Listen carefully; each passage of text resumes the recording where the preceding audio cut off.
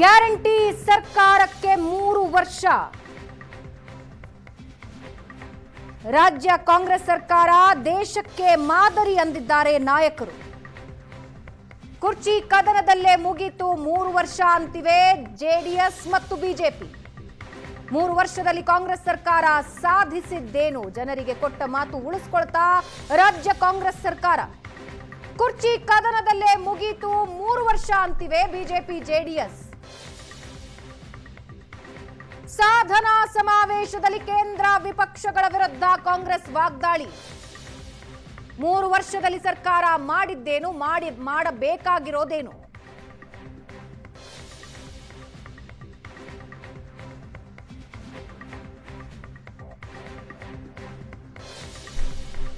Guarantee ಸರ್ಕಾರಕ್ಕೆ 3 ವರ್ಷ, ಹೇಳಿದ್ದೇನು, ಮಾಡಿದ್ದೇನು? ಸಾಧನಾ ಸಮಾವೇಶದಲ್ಲಿ ಕೇಂದ್ರ ವಿಪಕ್ಷಗಳ ವಿರುದ್ಧ ಕಾಂಗ್ರೆಸ್ ವಾಗ್ದಾಳಿ ನಡೆಸಿದೆ. ಗ್ಯಾರಂಟಿ ಸರ್ಕಾರಕ್ಕೆ 3 ವರ್ಷ, ಕಾಂಗ್ರೆಸ್ನಿಂದ ಸಾಧನಾ ಸಮಾವೇಶ.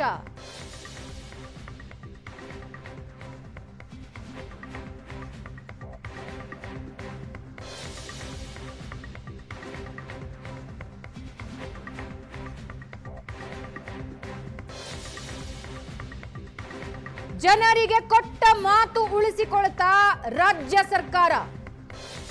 ಬಿಜೆಪಿ ಜೆಡಿಎಸ್ ಹೇಳ್ತಾ ಇದೆ ಕುರ್ಚಿ ಕದನದಲ್ಲೇ ಮುಗಿದು ಹೋಯ್ತು ಅಂತ. ಸಾಧನಾ ಸಮಾವೇಶದಲ್ಲಿ ಕೇಂದ್ರ ವಿಪಕ್ಷಗಳ ವಿರುದ್ಧ ಕಾಂಗ್ರೆಸ್ ನಾಯಕರು ಅಬ್ಬರಿಸಿದ್ರು. ಗ್ಯಾರಂಟಿ ಸರ್ಕಾರಕ್ಕೆ 3 ವರ್ಷ. ಸಾಧನಾ ಸಮಾವೇಶದಲ್ಲಿ ಕಾಂಗ್ರೆಸ್ ನಾಯಕರು ಕೇಂದ್ರ ಮತ್ತು ವಿಪಕ್ಷಗಳ ವಿರುದ್ಧ ಹರಿಹಾಯ್ದ್ರು, ತಮ್ಮ ಸಾಧನೆಯನ್ನ ಹೇಳಿಕೊಂಡ್ರು. ಗ್ಯಾರಂಟಿ ಸರ್ಕಾರ 3 ವರ್ಷ ಪೂರೈಸಿದೆ. ಹಾಗಾಗಿ ಕಾಂಗ್ರೆಸ್ನಿಂದ ಸಾಧನಾ ಸಮಾವೇಶ. 1,52,000 ಫಲಾನುಭವಿಗಳು.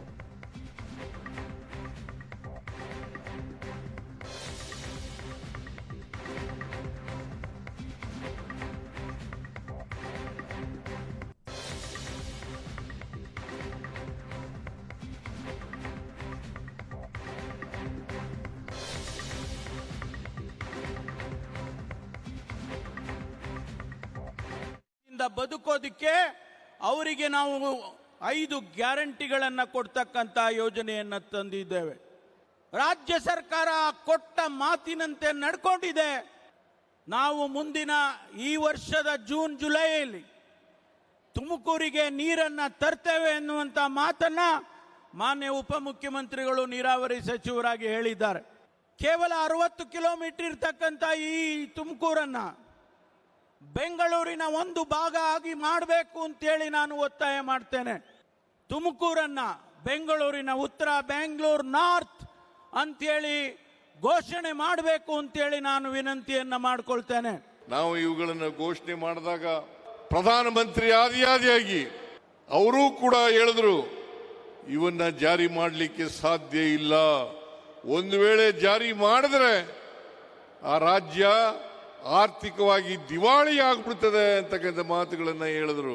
ಭಾರತೀಯ ಜನತಾ ಪಕ್ಷದ ರೀತಿಯಲ್ಲಿ ವಿಷ ಇಂತಕ್ಕಂಥ ದ್ವೇಷದ ಬೆಂಕಿಯನ್ನ ಆಗ್ತಕ್ಕಂಥ ಕೆಲಸವನ್ನು ನಾವು ಮಾಡಲಿಲ್ಲ. ಅವರು ಇವತ್ತು ಅಧಿಕಾರದಲ್ಲಿ ಇರ್ತಕ್ಕಂಥದ್ದು ದ್ವೇಷವನ್ನ ಹಚ್ಚಿ, ಬೆಂಕಿ ಹಚ್ಚಿ, ಹಿಂದೂ ಮುಸ್ಲಿಂ ಗಲಾಟೆಯನ್ನು ಮಾಡಿಸಿ ಅಧಿಕಾರಕ್ಕೆ ಬಂದಿದ್ದಾರೆ ಅಂತಕ್ಕಂಥ ಮಾತುಗಳನ್ನು ಹೇಳಲಿಕ್ಕೆ ಬಯಸ್ತಾ ಇದ್ದೇನೆ. ನರೇಂದ್ರ ಮೋದಿಯವರು 2014ರಲ್ಲಿ ಪ್ರಧಾನಮಂತ್ರಿ ಆದರು. ಡೀಸೆಲ್ ಬೆಲೆ 48 ರೂಪಾಯಿ, 1 ಲೀಟರ್ ಪೆಟ್ರೋಲ್ ಬೆಲೆ 70 ರೂಪಾಯಿ, ಒಂದು ಗ್ಯಾಸ್ ಸಿಲಿಂಡರ್, ಮನೆ ಬಳಕೆಗೆ ಮಾಡತಕ್ಕಂಥ ಸಿಲಿಂಡರ್ 414 ರೂಪಾಯಿ. ಇವತ್ತು ಎಷ್ಟಾಗಿದೆ ನೀವೇ ಯೋಚನೆ ಮಾಡಿ. ಇವತ್ತು ಇದನ್ನೇ ನಾವು ಅಚ್ಛೇ ದಿನ್ ಅಂತ ಕರೀಬೇಕಾ?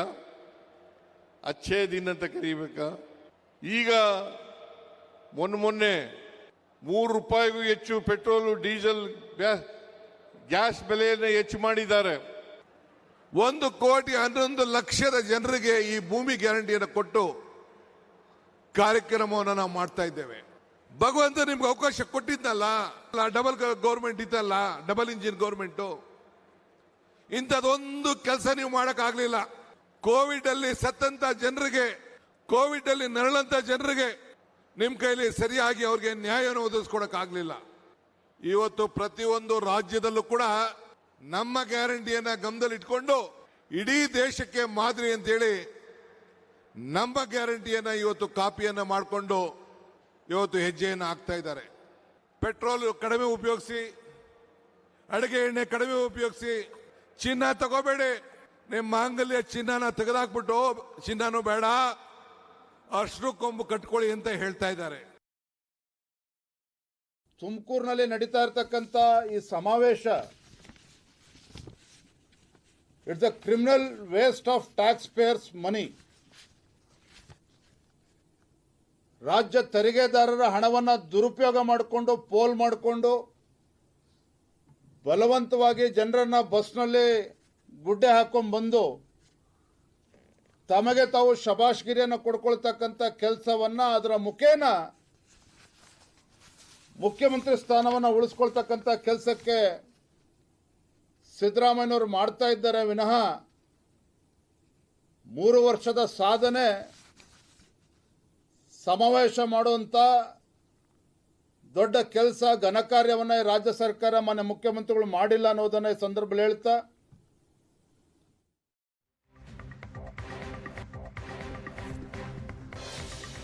ಇದೇ ವಿಷಯದ ಬಗ್ಗೆ ಇವತ್ತು ಚರ್ಚೆ ಮಾಡ್ತೀವಿ. ಹಲವು ಜನ ಗಣ್ಯರು ನಮ್ಮ ಜೊತೆಗಿರ್ತಾರೆ. ನನ್ನ ಕೊಲೀಗ್ ಪ್ರಶಾಂತ್ ನಾಥು ಇದ್ದಾರೆ. ಪ್ರಶಾಂತ್, ಕಾರ್ಯಕ್ರಮಕ್ಕೆ ಸ್ವಾಗತ.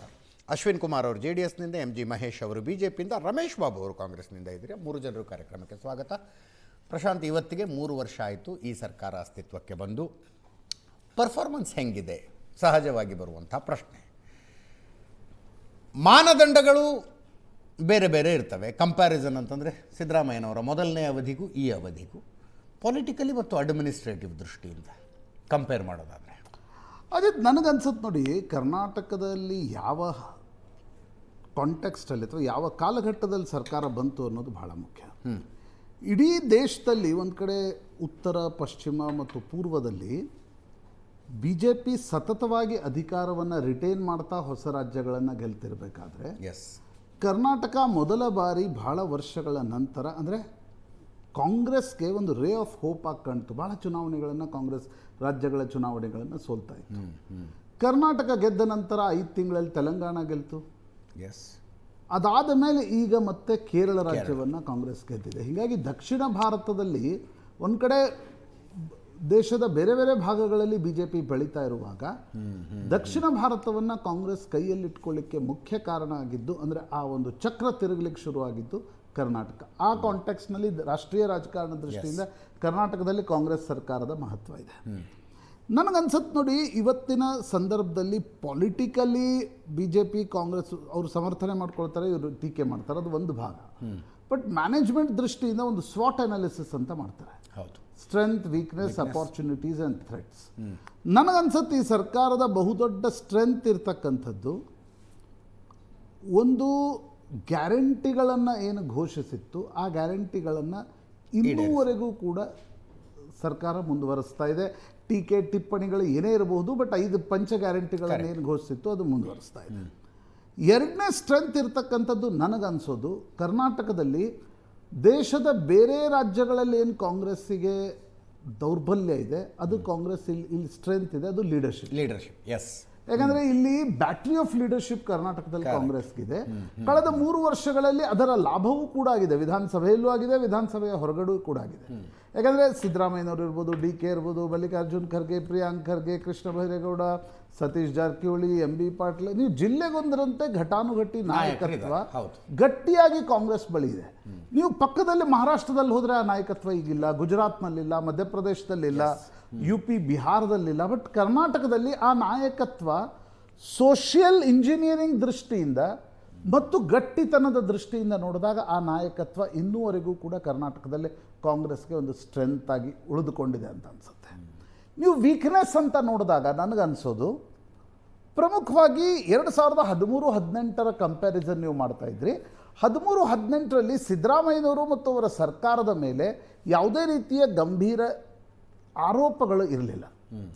ಪೊಲಿಟಿಕಲ್ ಆರೋಪಗಳನ್ನು ಮಾಡೋದು ಬೇರೆ, ಈಗ ಹಿಂದುತ್ವದ ಕಾರಣದಿಂದ ಕೆಲ ಆರೋಪಗಳನ್ನು ಮಾಡೋದು ಬೇರೆ, ಅದನ್ನು ಸಿದ್ದರಾಮಯ್ಯನವರು ಸಮರ್ಥಿಸ್ಕೊಳ್ಳೋದು ಬೇರೆ, ಅದು ಆ ಆರೋಪಗಳು ಬೇರೆ. ಬಟ್ ನನಗನ್ಸುತ್ತೆ ನಾಗೇಂದ್ರ ಅವರ ಪ್ರಕರಣದಿಂದ ಹಿಡಿದು ಬೇರೆ ಬೇರೆ ಪ್ರಕರಣಗಳಲ್ಲಿ ಮೂಡಾದ ಆರೋಪ ಬಂತು, ಚರ್ಚೆ ಆಯಿತು. ಬಿಡಿ, ಮೂಡಾದ ಆರೋಪ ಹೈಕೋರ್ಟ್ ಅದನ್ನು ಇದು ಮಾಡ್ತು. ಬಟ್ ಉಳಿದ ಆರೋಪಗಳು ಏನಿವೆ, ವಿನಯ್ ಕುಲಕರ್ಣಿಯ ಪ್ರಕರಣ, ನಾನು ಅದನ್ನು ಸರ್ಕಾರಕ್ಕೆ ಸೇರಿಸಲ್ಲ, ಬಟ್ ಸರ್ಕಾರ ಹೇಗೆ ಕೆಲಸ ನಿರ್ವಹಿಸ್ತಾ ಇದೆ ಅಂತಕ್ಕಂಥದ್ರ ಬಗ್ಗೆ ಗಂಭೀರವಾಗಿರ್ತಕ್ಕಂಥ ಪ್ರಶ್ನೆಗಳಿವೆ. ಕೆಲ ಆರೋಪಗಳನ್ನು ಇನ್ನೂ ಸರಿಯಾಗಿ ನಿರ್ವಹಿಸ್ಬೋದಿತ್ತು ಕಳೆದ 3 ವರ್ಷಗಳಲ್ಲಿ. ಪ್ರಮುಖವಾಗಿ ನನಗನ್ಸೋದು ವಾಲ್ಮೀಕಿ ಪ್ರಕರಣ ಏನಿದೆ ಅದನ್ನು ಇನ್ನೂ ಸರಿಯಾಗಿ ನಿರ್ವಹಿಸಬೇಕಿತ್ತು. ಇಲ್ಲ, ನಾವು ಯಾವುದೇ ಕಾರಣಕ್ಕೂ ಕೂಡ ಕರಪ್ಷನ್ಗೆ ಅವಕಾಶ ಕೊಡಲ್ಲ ಅಂತಕ್ಕಂಥ ಮೆಸೇಜನ್ನು ಪಾಸ್ ಆನ್ ಮಾಡಬೇಕಿತ್ತು ಅಂತ ಅನಿಸುತ್ತೆ. ಇದು ಸ್ಟ್ರೆಂತ್ ಆ್ಯಂಡ್ ವೀಕ್ನೆಸ್ ಆಯಿತು. ಥ್ರೆಟ್ ಇರ್ತಕ್ಕಂಥದ್ದು ಅಗೇನ್ ಲೀಡರ್ಶಿಪ್ ಕ್ರೈಸಿಸ್. ಕಳೆದ 3 ವರ್ಷಗಳಲ್ಲಿ ಸರ್ಕಾರ ಏನೇ ಕೆಲಸ ಮಾಡಿದರೂ ಕೂಡ ಅಂತಿಮವಾಗಿ ಇಲ್ಲಿ ನಾಯಕತ್ವ ಬದಲಾವಣೆ ವಿಷಯನೇ ಚರ್ಚೆಗೆ, ನಾಯಕತ್ವ ಬದಲಾವಣೆ ವಿಷಯ ಚರ್ಚೆಗೆ ಬರುತ್ತೆ. ಅದರ ಜೊತೆಗೆ ಒಂದು ವೇಳೆ ನಾಯಕತ್ವ ಬದಲಾವಣೆ ಆದರೆ ಅಥವಾ ಆಗದೇ ಹೋದರೆ ಸಾಮಾಜಿಕ ಸಮೀಕರಣಗಳು ಏನು ಕಾಂಗ್ರೆಸ್ಸಿಗೆ ಬದಲಾಗ್ಬೋದು, ಅದು ನನಗನ್ಸುತ್ತೆ that is biggest threat with 2028 election. ಇವತ್ತೇನದು ಸ್ಟ್ರೆಂತಾಗಿ ಕಾಣ್ತಿದೆ, 23ರಲ್ಲಿ ಅದು ಸ್ಟ್ರೆಂತಾಗಿ ಕಾಣ್ತಾ ಇತ್ತು. ಒಂದು ವೇಳೆ ಸಿದ್ದರಾಮಯ್ಯನವರೇ 28ರವರೆಗೆ ಮುಂದುವರೆದ್ರೆ, ಈ ಕಡೆ ಡಿ ಕೆ ಶಿವಕುಮಾರ್ ಏನು ಮಾಡ್ತಾರೆ, ಒಕ್ಕಲಿಗ ಸಮುದಾಯ. ಒಂದು ವೇಳೆ ಅಲ್ಲಿ ನಾಯಕತ್ವ ಬದಲಾವಣೆ ಆದರೆ ಕಾಂಗ್ರೆಸ್ನ ಏನು ಗಟ್ಟಿ ಸಾಮಾಜಿಕ ಸಮೀಕರಣ ಕರ್ನಾಟಕದಲ್ಲಿ ಕಾಂಗ್ರೆಸ್ಸಿಗೆ 42-43% ಓಟ್ ತಂದುಕೊಡುತ್ತೆ, ಅದು ಎಲ್ಲಿ ಒಡೆದು ಹೋಗುತ್ತೋ ಅನ್ನುವ ಥ್ರೆಟ್ ಇದೆ ಅಂತ ಅನ್ಸುತ್ತೆ ನನಗೆ. ಅಪಾರ್ಚುನಿಟೀಸ್ ಅಗೇನ್ ಅಜಿತ್, ನನಗನ್ಸುವ ಹಾಗೆ BJP ಇಲ್ಲಿ ಒಂದು ಬಾರಿಯೂ ಸ್ಪಷ್ಟ ಬಹುಮತವನ್ನು ಪಡೆದಿಲ್ಲ. ಮತ್ತು ಇವತ್ತಿನ ಕಾಂಗ್ರೆಸ್ನ ಮೋದಿಯವ್ರಿಗಿರ್ತಕ್ಕಂಥ ದೊಡ್ಡ ಸ್ಟ್ರೆಂತ್ ಹೆಂಗೆ ಕೇಂದ್ರದಲ್ಲಿ ವಿಪಕ್ಷಗಳು ಗಟ್ಟಿಯಾಗಿ ಇರಲಿಲ್ಲ. ಬಹುಶಃ 24ರ ನಂತರ ಸ್ವಲ್ಪ ಗಟ್ಟಿ ದನಿಯಲ್ಲಿ ಮಾತಾಡ್ತಾ ಇವೆ. ಅದೇ ರೀತಿಯ ಲಾಭ ಕರ್ನಾಟಕದಲ್ಲಿ ಕಾಂಗ್ರೆಸ್ ಪಾರ್ಟಿಗಿದೆ. That is an opportunity. ಯಾಕಂದರೆ BJPಯಲ್ಲೂ ಒಂದು ಗಟ್ಟಿ ದನಿಯಿಂದ ಮಾತನಾಡತಕ್ಕಂಥದ್ದಿಲ್ಲ. ನಾವು ಬೈ ಎಲೆಕ್ಷನ್ಸಲ್ಲಿ ನೋಡಿದ್ವಿ, ಕಾಂಗ್ರೆಸ್ ಚುನಾವಣೆಗಳ ಮೇಲೆ ಚುನಾವಣೆಗಳನ್ನು ಗೆಲ್ತಾ ಇದೆ. That is an opportunity. But ನನಗನ್ಸುತ್ತೆ ಈ ನಾಯಕತ್ವವೇ ಸ್ಟ್ರೆಂತು ಹೌದು, ಥ್ರೆಟ್ಟು ಹೌದು. ಯಾಕಂದರೆ ಆ ನಾಯಕತ್ವದ ಸಣ್ಣ ಮಟ್ಟಿಗಿನ ಬದಲಾವಣೆ ಕರ್ನಾಟಕದಲ್ಲಿ ಕಾಂಗ್ರೆಸ್ಸಿಗೆ ಸಮಸ್ಯೆಗಳನ್ನು ಕೂಡ ತಂದೊಡ್ಡದು. ಎಸ್, MG ಮಹೇಶ್ ಅವರೇ, ಏನು ಪ್ರಶಾಂತ್ ಅವರು ಹೇಳಿದ್ರು, ಸಿದ್ದರಾಮಯ್ಯನವರ ಮೊದಲನೇ ಅವಧಿಯಲ್ಲಿ ಗ್ಯಾರಂಟಿ ಅನ್ನುವ ಶಬ್ದ ಇರಲಿಲ್ಲ ಮತ್ತು ಇಷ್ಟೊಂದು ದೊಡ್ಡ ಕೊಡುಗೆಗಳು ಇರಲಿಲ್ಲ. ನೋಡಿ, ಬಹುಶಃ ಕರ್ನಾಟಕದ ಗ್ಯಾರಂಟಿ ಯಶಸ್ಸಿನ ಮೇಲೆ ಯಾವ ಗ್ಯಾರಂಟಿ ಯಶಸ್ಸು, ಎಲ್ಲಿ ಯಶಸ್ಸು? ಈ ನಿಮಿಷದ ತನಕ ಏನು ಗೃಹಲಕ್ಷ್ಮಿಗೆ ಕೊಡಬೇಕಾದಂಥ 7,500 ಕೋಟಿ ರೂಪಾಯಿ ಬಾಕಿ ಇದೆ. 5,000 ಕೋಟಿ ರೂಪಾಯಿ ಎಲ್ಲೋಯ್ತು ಅಂತ ಗೊತ್ತಿಲ್ಲ. ಕರ್ನಾಟಕ ಕಳೆದ ಈ ಸ್ವಾತಂತ್ರ್ಯ ಆದ ನಂತರ ಇಂಥ ಒಂದು ಭ್ರಷ್ಟ, ಒಂದು ಕೋಮುವಾದಿ ಸರ್ಕಾರ ಬಹುಶಃ ಇನ್ನೆಲ್ಲೂ ಇದರಲ್ಲಾಗದೇ ಇರ್ತಕ್ಕಂಥದ್ದು. ಕೋಮುವಾದಿ ಅಂದರೆ ಎಸ್, ಕೊಟ್ಟಿರ್ತಕ್ಕಂಥದ್ದು ಯಾರೆಲ್ಲ ಇವರಿಗೆ ಓಟ್ ಕೊಟ್ಟಂಥವ್ರಿಗೆ ಇವ್ರು ಹಾಕಿರೋದು ನಾಮ, ಸಾಬ್ರಿಗೆ ಕೊಟ್ಟಿದ್ದು ಹಿಜಾಬು, ಅದು ಬಿಟ್ಟರೆ ಏನು ಸಾಧನೆ ಇರೋದು? ಏನು ಕರ್ನಾಟಕಕ್ಕೆ ಕೊಟ್ಟಿರ್ತಕ್ಕಂಥ ಸಾಧನೆ? ಯಾವ ಕರ್ನಾಟಕ ಇವತ್ತು ದೇಶದ ಒಳಗಡೆ ಅಂತ ಬಲಾಢ್ಯವಾದಂಥ ಆರ್ಥಿಕ ಕಂಪ್ಯಾರಿಸನ್ ಪ್ರಶಾಂತ್ ಅವ್ರಿಗೆ ಹೇಳಿದ್ರೆ 2013ರಿಂದ 2018ರ ಅವಧಿಯ ಕಂಪ್ಯಾರಿಸನ್ ಹೇಳಿದೆ. ಜನ ನಿಮ್ಮ ಆಳ್ವಿಕೆಯನ್ನು ನೋಡಿದ್ದಾರೆ. ಅಲ್ಲಲ್ಲ, ನಮ್ಮ ಆಳ್ವಿಕೆ ನೋಡಿದಂಥ ನಮ್ಮ ಆಳ್ವಿಕೆಯಲ್ಲಿ ನಾವೇನೆಲ್ಲ ಕೊಟ್ಟಿದ್ದೀವಿ, ಯಡಿಯೂರಪ್ಪನವರ ಆಳ್ವಿಕೆ, ಅದನ್ನೇ ಯಡಿಯೂರಪ್ಪನವರ ಆಳ್ವಿಕೆಯನ್ನು ನೋಡಿದ್ವಿ, ಬಸವರಾಜ ಬೊಮ್ಮಾಯಿ ಅವರ ಆಳ್ವಿಕೆಯನ್ನು ನೋಡಿದ್ದೀವಿ, ಇವತ್ತಿನ ಜಗದೀಶ್ ಶೆಟ್ಟರ್ ನೋಡಿದ್ದೀವಿ, ಸದಾನಂದ. ಕಳೆದ 3 ವರ್ಷಗಳಿಂದ ಈ ಸರ್ಕಾರ ಏನು ಮಣ್ಣಂಗಟ್ಟೆ ಸಾಧನೆ ಮಾಡಿರೋದು ಒಂದು ವ್ಯಾಪಕ ಭ್ರಷ್ಟಾಚಾರ. ಸ್ವತಃ ಮುಖ್ಯಮಂತ್ರಿ ಮೇಲೆ, ಮುಖ್ಯಮಂತ್ರಿ ತನ್ನ ಭ್ರಷ್ಟಾಚಾರದ ಕಾರಣಕ್ಕೋಸ್ಕರ ತಗೊಂಡಂಥ ಏನು ನಿವೇಶನವನ್ನು ವಾಪಸ್ ಕೊಡಬೇಕಂತ ದಯನೀಯ ಸ್ಥಿತಿಗೆ ಈ ರಾಜ್ಯದ ಮುಖ್ಯಮಂತ್ರಿ ಬಂದಿರತಕ್ಕಂಥದ್ದು. ಒಂದು ಕಡೆ STಗಳ ಏನು ವಾಲ್ಮೀಕಿ ವರದಿ 184 ಕೋಟಿ ರೂಪಾಯಿ, ನಾಚಿಕೆ ಮಾನ ಮರ್ಯಾದೆ ಇಲ್ಲ. 184 ಕೋಟಿ ರೂಪಾಯಿ ದುಡ್ಡು ಹೊಡೆದು ಚಿನ್ನನ ತೆಗೆದುಕೊಂಡು ಇವತ್ತು ಆ ಬಡ STಗಳಿಗೆ ಮೋಸ ಮಾಡೋದಂಥದ್ದು ಯಾವ ರಂಗದಲ್ಲಿ ಇವರು ಮಾಡಿರ್ತಕ್ಕಂಥದ್ದು? ಈ ನಿಮಿಷದಲ್ಲಿ STಗಳಿಗೆ ಬೆನ್ನಿಗೆ ಚೂರಿ ಹಾಕೋಂಥ ಕೆಲಸ ಮಾಡಿದ್ರು. ನಾಗಮೋಹನ್ ದಾಸ್ ವರದಿನ ಅದಕ್ಕೆ ಭಸ್ಮ ಮಾಡಿ ಮುಗಿಸ್ಬಿಟ್ರು. ಅದನ್ನು ನಾಗಮೋಹನ್ ದಾಸ್ ವರದಿ ಕೊಟ್ಟಂಗೆ ನಡ್ಕೊಂಡ್ರ? ಹಿಂದುಳಿದವ್ರಿಗೆ ನಾವು ನ್ಯಾಯ ಕೊಡ್ತೀವಿ ಅಂತೇಳಿ ಕಾಂತರಾಜ್ ವರದಿನ ಡಸ್ಟ್ಬಿನ್ಗೆ ಹಾಕಿದ್ರು. ಯಾವ ವರ್ಗಕ್ಕೆ ನ್ಯಾಯ ಸರ್ಕಾರ ಬಂದ ಮೇಲೆ 5 ಬೈ ಎಲೆಕ್ಷನ್ಗಳು ನಡೆದವು. 5 ಬೈ ಎಲೆಕ್ಷನ್ ಮಾನದಂಡ ಆಗ್ಬಿಟ್ರೆ ಈ ದೇಶದಲ್ಲಿ ಮಿಕ್ಕಿದಲ್ಲ. ಈ ದೇಶದಲ್ಲಿ ಮಾನದಂಡ ಅಂತ ಹೇಳಿದವ್ರು ನಿಮ್ಮವ್ರಿ ಸ್ವಾಮಿ, ನಮ್ಮವ್ರು ಯಾರು ಹೇಳೇ ಇಲ್ಲ ಮಾನದಂಡ. ನೋಡ್ರಿ, ಬಹಳಷ್ಟು ಬಾಗಲಕೋಟೆ ಮಾನದಂಡ ಕಾಂಗ್ರೆಸ್ಗೆ ಫಿಕ್ಸ್ ಆಗಿದೆ. 28ನೇ ತಾರೀಕು ಜನ ಎಕ್ಸ್ಪೈರಿ ಡೇಟ್ ಕರ್ನಾಟಕದ ಕಟ್ಟ ಕಡೆಯ ದಿನ ಇನ್ನು ಕಾಂಗ್ರೆಸ್ ಅಂತ 100 ಜನ 100 ಪ್ರಿಂಟ್ಔಟ್ ತಗೊಂಡು ಬರ್ಬೋದು. 100 ಪ್ರಿಂಟ್ ಇದು ಜನಗಳ ಭಾವನೆ. ಕರ್ನಾಟಕದ ಜನ ಈ ಮಟ್ಟಕ್ಕೆ ನಾಚಿಕೆ ಆಗಬೇಕು. ಮುಖ್ಯಮಂತ್ರಿ ಅವರು ತವರು ಮೈಸೂರಿನಲ್ಲಿ ಡ್ರಗ್ ಫ್ಯಾಕ್ಟ್ರಿ ಓಪನ್ ಮಾಡ್ತಾರೆ. ಪರಪ್ಪನ ಅಗ್ರಹಾರದೊಳಗಡೆ ಬಂದು ಬೇರೆ ಯಾರೋ ಹೇಳಬೇಕು ಒಳಗಡೆ ಸೆಲ್ಯುಲಾರ್ ಫೋನ್ ಉಪಯೋಗಿಸ್ತಾರೆ ಅಂತ ಹೇಳಿ ಅಂತ. ನಿಮ್ ಕಾಲದಲ್ಲಿ ಹಾಗೆ ಇರ್ಲಿಲ್ವಾ? ನಮ್ ಕಾಲದಲ್ಲಿ ಆಗಿಲ್ಲ ಅಂತ ನಾ ಹೇಳ್ತಿರೋದಲ್ಲ. ನಿಮ್ ಪ್ರಶ್ನೆ ಇರ್ತಕ್ಕಂಥದ್ದು ಯಾವ ಮಾತನ್ನ ಹೇಳ್ಬಿಟ್ಟು ಇವ್ರು ಚುನಾವಣೆಗೆ 136 ಜನ ಮಾತು ತಗೊಂಡ್ಬಂದ್ರಲ್ಲ, ಏನ್ ಸಾಧನೆ ಮಾಡಿದಂಥದ್ದು?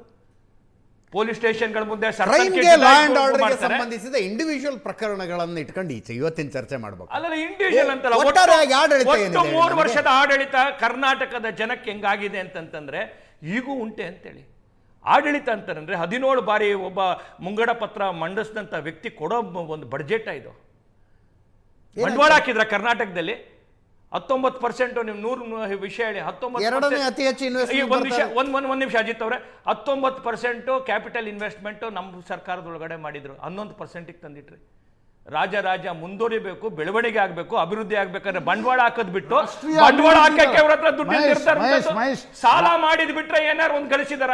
ಮಹೇಶ್, ರಾಷ್ಟ್ರೀಯ ಅಭಿವೃದ್ಧಿ ದರ 8.2 ಇದ್ರೆ ಕರ್ನಾಟಕದ ಅಭಿವೃದ್ಧಿ ದರ 10.3 ಇದೆ. ಸರ್, ನಿಮ್ಗೊಂದು 13% ಮಹಾರಾಷ್ಟ್ರ ಇದೆ. ನಿಮ್ಗೆ ಒಂದು ವಿಷಯ ಹೇಳ್ತೀನಿ ಕೇಳಿ, ಅದನ್ನ ನೀವು ರಾಷ್ಟ್ರೀಯ ಅಭಿವೃದ್ಧಿ ದರವನ್ನ ಒಂದು ರಾಜ್ಯದ ಅಭಿವೃದ್ಧಿಗೆ ಹೋಲ್ಸೋದಲ್ಲ. ಯಾಕೆ ಹೋಲ್ಸಬಾರ್ದು? ಅರ್ಥಮೆಟಿಕ್ ಅಲ್ಲ ಅದನ್ನ, ಅದು ಅರ್ಥಮೆಟಿಕ್ ಅಲ್ಲ ಅದನ್ನ, ಗೊತ್ತಾಯ್ತಾನೆ? ಇಲ್ಲಿ ಪ್ರಶ್ನೆ ಇರ್ತಕ್ಕಂಥದ್ದು ರಾಷ್ಟ್ರೀಯ ಅಭಿವೃದ್ಧಿ ದರವನ್ನು ಸಾಲ ಮಾಡಿದ್ಬಿಟ್ಟು ಇನ್ನೇನು ದೊಡ್ಡ ಸಾಧನೆ ಮಾಡಿದಿಲ್ಲ. ಯಾವ ಈ ಗ್ಯಾರಂಟಿಗಳಿಂದ ಯಾವುದು ಸಮಾಜದೊಳಗಡೆ ಇವ್ರು ಯಾವುದೋ ಒಂದು ಸರ್ಟಿಫಿಕೇಟ್ ಕೊಡ್ಸ್ಕೊಂಡಿದ್ ಬಿಟ್ರೆ ಇನ್ನೇನು ಸಾಧನೆ ಮಾಡಿದ್ರಿ. ಅದನ್ನ ನೀವೆಲ್ಲ ಕಡೆ ಫಾಲೋ ಮಾಡಿದ್ರಲ್ಲ. ಮಹಾರಾಷ್ಟ್ರ ಫಾಲೋ ಮಾಡಿದ್ರಿ, ಹರಿಯಾಣ ಫಾಲೋ ಮಾಡಿದ್ರಿ, ಪಶ್ಚಿಮ ಬಂಗಾಳ ಫಾಲೋ ಮಾಡಿದ್ರಿ. ಇಲ್ಲಿ ಪ್ರಶ್ನೆ ಇರ್ತಕ್ಕಂಥದ್ದು ನಿಮ್ಗೆ ಒಂದೇ ಒಂದು ದಾವಣಗೆರೆ ಚುನಾವಣೆಯಲ್ಲಿ ಸಾಬ್ರು ಓಟ್ ಹಾಕ್ಲಿಲ್ಲ ಅಂದ್ರೆ ಕಾರಣಕ್ಕೋಸ್ಕರ 18,000 ಸಾಬ್ರು ಓಟ್ ಕೊಟ್ಟಿಲ್ಲ ಅನ್ನೋಕ್ಕೋಸ್ಕರ ಹಿಂದೂಗಳ ಮೇಲೆ ಇವತ್ತು ಅದೇ ಕ್ರೈಟೀರಿಯಾ ನಿಮಗೆ ಅಪ್ಲೈ ಮಾಡ್ಕೊಂಡ್ರಿ. ಒಂದೇ ಒಂದು ಕರ್ನಾಟಕ, ಮಹೇಶ್, ಒಂದೇ ಒಂದು ಕರ್ನಾಟಕದ ಚುನಾವಣೆಯನ್ನ ಸೋತ ಮಾತ್ರಕ್ಕೆ ಯಾವ ಕಲ್ಚರ್ ಅನ್ನ, ಯಾವ ಗ್ಯಾರಂಟಿಗಳನ್ನ ರೇವಡಿ ಕಲ್ಚರ್ ಅಂತಿದ್ರು ಅದನ್ನ ಉಳಿದ ರಾಜ್ಯಗಳಲ್ಲಿ ಕೊಟ್ಕೊಂಡು ಬಂದ. ಒಂದೇ ಒಂದು ಕರ್ನಾಟಕದಲ್ಲಿ ಸೋತಿದ್ದಕ್ಕೆ ನೋಡಿ, ಕರ್ನಾಟಕದ ಗ್ಯಾರಂಟಿಗೂ ಬೇರೆ ರಾಜ್ಯಗಳ ಗ್ಯಾರಂಟಿಗೆ ವ್ಯತ್ಯಾಸ ಇದೆ. ಹೆಂಗೆ? ನಾವು ಸಾಲ ಮಾಡಿ ಕೊಡ್ತಾ ಇದೀವ ಹೇಳಿ? ಇಂಥ ರಾಜ್ಯ ಸರ್ಕಾರ ಸಾಲ ಮಾಡದೆ 1 ಲಕ್ಷ ಒಂದು ವಿಷಯ ಹೇಳ್ತೀನಿ, ಸಾಲ ಮಾಡಿ ಈಗ SCTV ಫಂಡ್ ಅನ್ನ ಏನಿದೆ, ಯಾವ್ದು SC/ST ಫಂಡ್ ಅನ್ನ 23,000 ಕೋಟಿ ರೂಪಾಯಿ ಡೈವರ್ಷನ್ ಮಾಡಿದ್ರಲ್ಲ, ಈ ತರದ ಯಾವ್ದಾರು ರಾಜ್ಯದಲ್ಲಿ ಆಗಿದೆಯಾ? ಅಲ್ರಿ, ಬಿಹಾರದ ಆರ್ಥಿಕತೆ ಏನು ಅಲ್ಲಿ ಕೊಡ್ತಾ ಇರೋದು.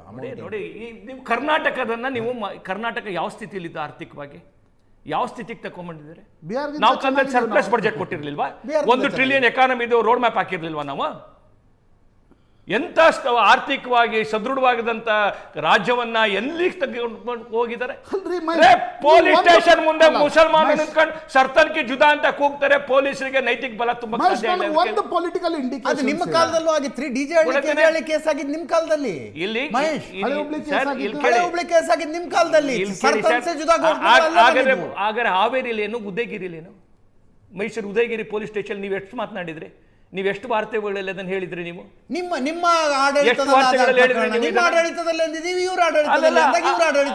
ಇಲ್ಲಿ ಪ್ರಶ್ನೆ ಇರ್ತಕ್ಕಂಥದ್ದು ಯಾವುದ್ರಲ್ಲಿ ಕರ್ನಾಟಕ ಬೇರೆಕ್ಕಿಂತ ಸಾಧನೆ ಮಾಡಿದೆ ಹೇಳಿ? ಮಹೇಶ್, ನನ್ನ ಪ್ರಶ್ನೆಗೆ ಒಂದು 23ರ ನಂತರ ಈಗ 3 ವರ್ಷ ಆಯ್ತಪ್ಪ. ನಾವು ಪೊಲಿಟಿಕಲಿ ಒಂದು ಸರ್ಕಾರ ಜನಪ್ರಿಯ ಹೌದು ಅಲ್ವೋ ಅನ್ನೋದನ್ನು ಹೆಂಗೆ ನೋಡ್ತೀವಿ? ಚುನಾವಣೆ ಮಾನದಂಡವಾಗಿ ನೋಡ್ತೀವಿ. ಬೈ ಎಲೆಕ್ಷನ್ಸ್ 5-5 ಅವರೇ ಗೆಲ್ತಾರೆ, 5-5 ಅವರೇ ಗೆಲ್ತಾರೆ. ಲೋಕಸಭಾ ಚುನಾವಣೆಯಲ್ಲಿ ಕಳೆದ ಬಾರಿ ನೀವು 25 ಗೆದ್ದಿದ್ರಿ. ಈ ಬಾರಿ ನೀವು JDS ಜೊತೆ ಮೈತ್ರಿ ಮಾಡಿಕೊಂಡ್ರೂ ಕೂಡ 20ರ ಗಡಿ ದಾಟಲಿಲ್ಲ ನೀವು. ಅವರು ಎಷ್ಟು ಒಂದೇ ಇದ್ರ? DK ಸುರೇಶ್ ಒಂದೇ ಇದ್ರು. ಅವ್ರ ಚುನಾವಣೆಗಳನ್ನು ಜಾಸ್ತಿ ಗೆದ್ರು. ನೀವು ಬರೀ ಅದನ್ನೇ ಇಂಡಿಕೇಶನ್ಸ್ ಅಂತ ತೆಗೆದುಕೊಳ್ಳೋದಾದರೆ, ನೀವು ಶಿಗ್ಗಾಂವ್ನಂಥ ಕ್ಷೇತ್ರ ಎಲ್ಲಿ ನಿಮ್ಮ ಮಾಜಿ ಮುಖ್ಯಮಂತ್ರಿ ಸ್ಥಾನವನ್ನು ತೆರವುಗೊಳಿಸ್ತಾರೋ ಆ ಕ್ಷೇತ್ರವನ್ನು ನಿಮ್ಗೆ ಗೆಲ್ಲಕ್ಕಾಗಲಿಲ್ಲ. ಬಿಡಿ, ನಾನು ಚನ್ನಪಟ್ಟಣದ ಬಗ್ಗೆ, ಸಂಡೂರು ಬಗ್ಗೆ ಮಾತಾಡಲ್ಲ. ಬಾಗಲಕೋಟೆ ಕ್ಷೇತ್ರ ನಿಮ್ಮದು ಸೋಕಾಲ್ಡ್ ಸ್ಟ್ರಾಂಗ್ ಬೆಲ್ಟ್, ಅದು ಬಾಗಲಕೋಟೆ. ನಂಬರ್ಸ್ ಅದರ ಅಂತರ ಜಾಸ್ತಿ ಮಾಡ್ಕೊಂಡು ಭೇಟಿ ಗೆಲ್ತಾರೆ. ಯಾವುದನ್ನ ಇಂಡಿಕೇಶನ್ಸ್ ಆಗಿ ತೆಗೆದುಕೊಳ್ಳೋದು? ನಾವು ಬರೀ ಮಾತಿನಿಂದ ಇಲ್ಲ ಸರ್ಕಾರ ಜನ 2028ರಲ್ಲಿ ಎಕ್ಸ್ಪೈರಿ ಡೇಟ್ ಬರೆದ್ಬಿಟ್ಟಿದ್ದಾರೆ ಅಂತ ನೀವು ಪೋಸ್ಟರ್ ತೋರಿಸ್ಬಿಟ್ರೆ ಅದು ಪೊಲಿಟಿಕಲ್ ಮೆಸೇಜಾ? ಅದು political indication? Political indication sir elections. Prashant sir, ನೀವು ತುಂಬ ವರ್ಷದಿಂದ ಈ ಚುನಾವಣೆಗಳನ್ನ ನೋಡಿದಿರಿ, ವಿಶ್ಲೇಷಣೆ ಮಾಡಿದ್ದೀರಿ. ಯಾವುದಾದ್ರು ಬೈ ಎಲೆಕ್ಷನ್ ಒಂದು ಚುನಾವಣೆಗೆ ಒಂದು ಮುಂದಿನ ಒಂದು ಅದಕ್ಕೆ ರೆಫರೆಂಡಮು ಇಲ್ಲ ಅದಕ್ಕೆ ಒಂದು ಮಾನದಂಡ ಅಂತ ನೀವು ಭಾವಿಸ್ಬಿಟ್ರೆ ಗೊತ್ತಾಯ್ತಾನೆ ಯಾವ್ದು ಚುನಾವಣೆ ಅಂದ್ರೆ ಬೈ ಎಲೆಕ್ಷನ್. ಹಾಗಾದ್ರೆ ಒಂದು ವಿಷಯ ಹೇಳ್ತೀನಿ ಕೇಳಿ, ಕಳೆದ ಬಾರಿ ನಂಜನಗೂಡು ಮತ್ತೆ ಇದಾಗಿತ್ತು, ನಾವು ಗೆದ್ವಿ. ರಾಜ್ಯದ ಒಳಗಡೆ ಬಂದು ಬೈ ಎಲೆಕ್ಷನ್. ಅದರ ಅರ್ಥ ನಾನು ಅವ್ರು 28ರಲ್ಲಿ ಗೆಲ್ತಾರೆ ಅಂತ ಹೇಳ್ತಿಲ್ಲ, ಆದ್ರೆ ಜನಪ್ರಿಯತೆ ಕಳೆದುಕೊಂಡಿದೆ ಅಂತ ನೀವೇನು ಹೇಳ್ತಿರೋ ಅದಕ್ಕೆ ಮಾನದಂಡ ಇದೆ. ಸಿದ್ದರಾಮಯ್ಯನವರು ನೀವು ಮಾತನಾಡ್ತಾ ಒಂದು ಹೇಳಿದ್ರಿ, ಕಳೆದ 3 ವರ್ಷದಲ್ಲಿ ಇವ್ರು ಕುರ್ಚಿ ಸಲುವಾಗಿ ಗಲಾಟೆ ಮಾಡಿದಷ್ಟು ಇನ್ಯಾವುದಾದ್ರು ರಾಜ್ಯದಲ್ಲಿ ಆಗಿದೆಯಾ? ಯಾವ ಪುರುಷಾರ್ಥಕ್ಕೆ ಇವರು ಈ ತರ ಪ್ರತಿ 3 ವರ್ಷದಿಂದ ನಿರಂತರವಾಗಿ ಅವ್ರ ಉತ್ತರ ಕೊಡಿ, ನಿರಂತರವಾಗಿ ಕುರ್ಚಿ ಸಲುವಾಗಿ ಏನ್ ಇದು? ಇವತ್ತು ಉಪಮುಖ್ಯಮಂತ್ರಿ ನೆನ್ನೆ ಮಾತನಾಡಿದಂಥ ಭಾಷೆ, ಅವ್ರು ನೆನ್ನೆ ಆ ಸಭೆ ಒಳಗಡೆ ಮಾತನಾಡ್ತಾ ಭಾಷೆ ಆ ಉಪಮುಖ್ಯಮಂತ್ರಿಗೆ ಘನತೆಗೆ ತಕ್ಕಂತದ. ಕೊತ್ವಾಲ್ ರಾಮಚಂದ್ರನು ಆ ಭಾಷೆ ಮಾತಾಡಲ್ಲ, ರಾಮಚಂದ್ರನು ಆ ಭಾಷೆ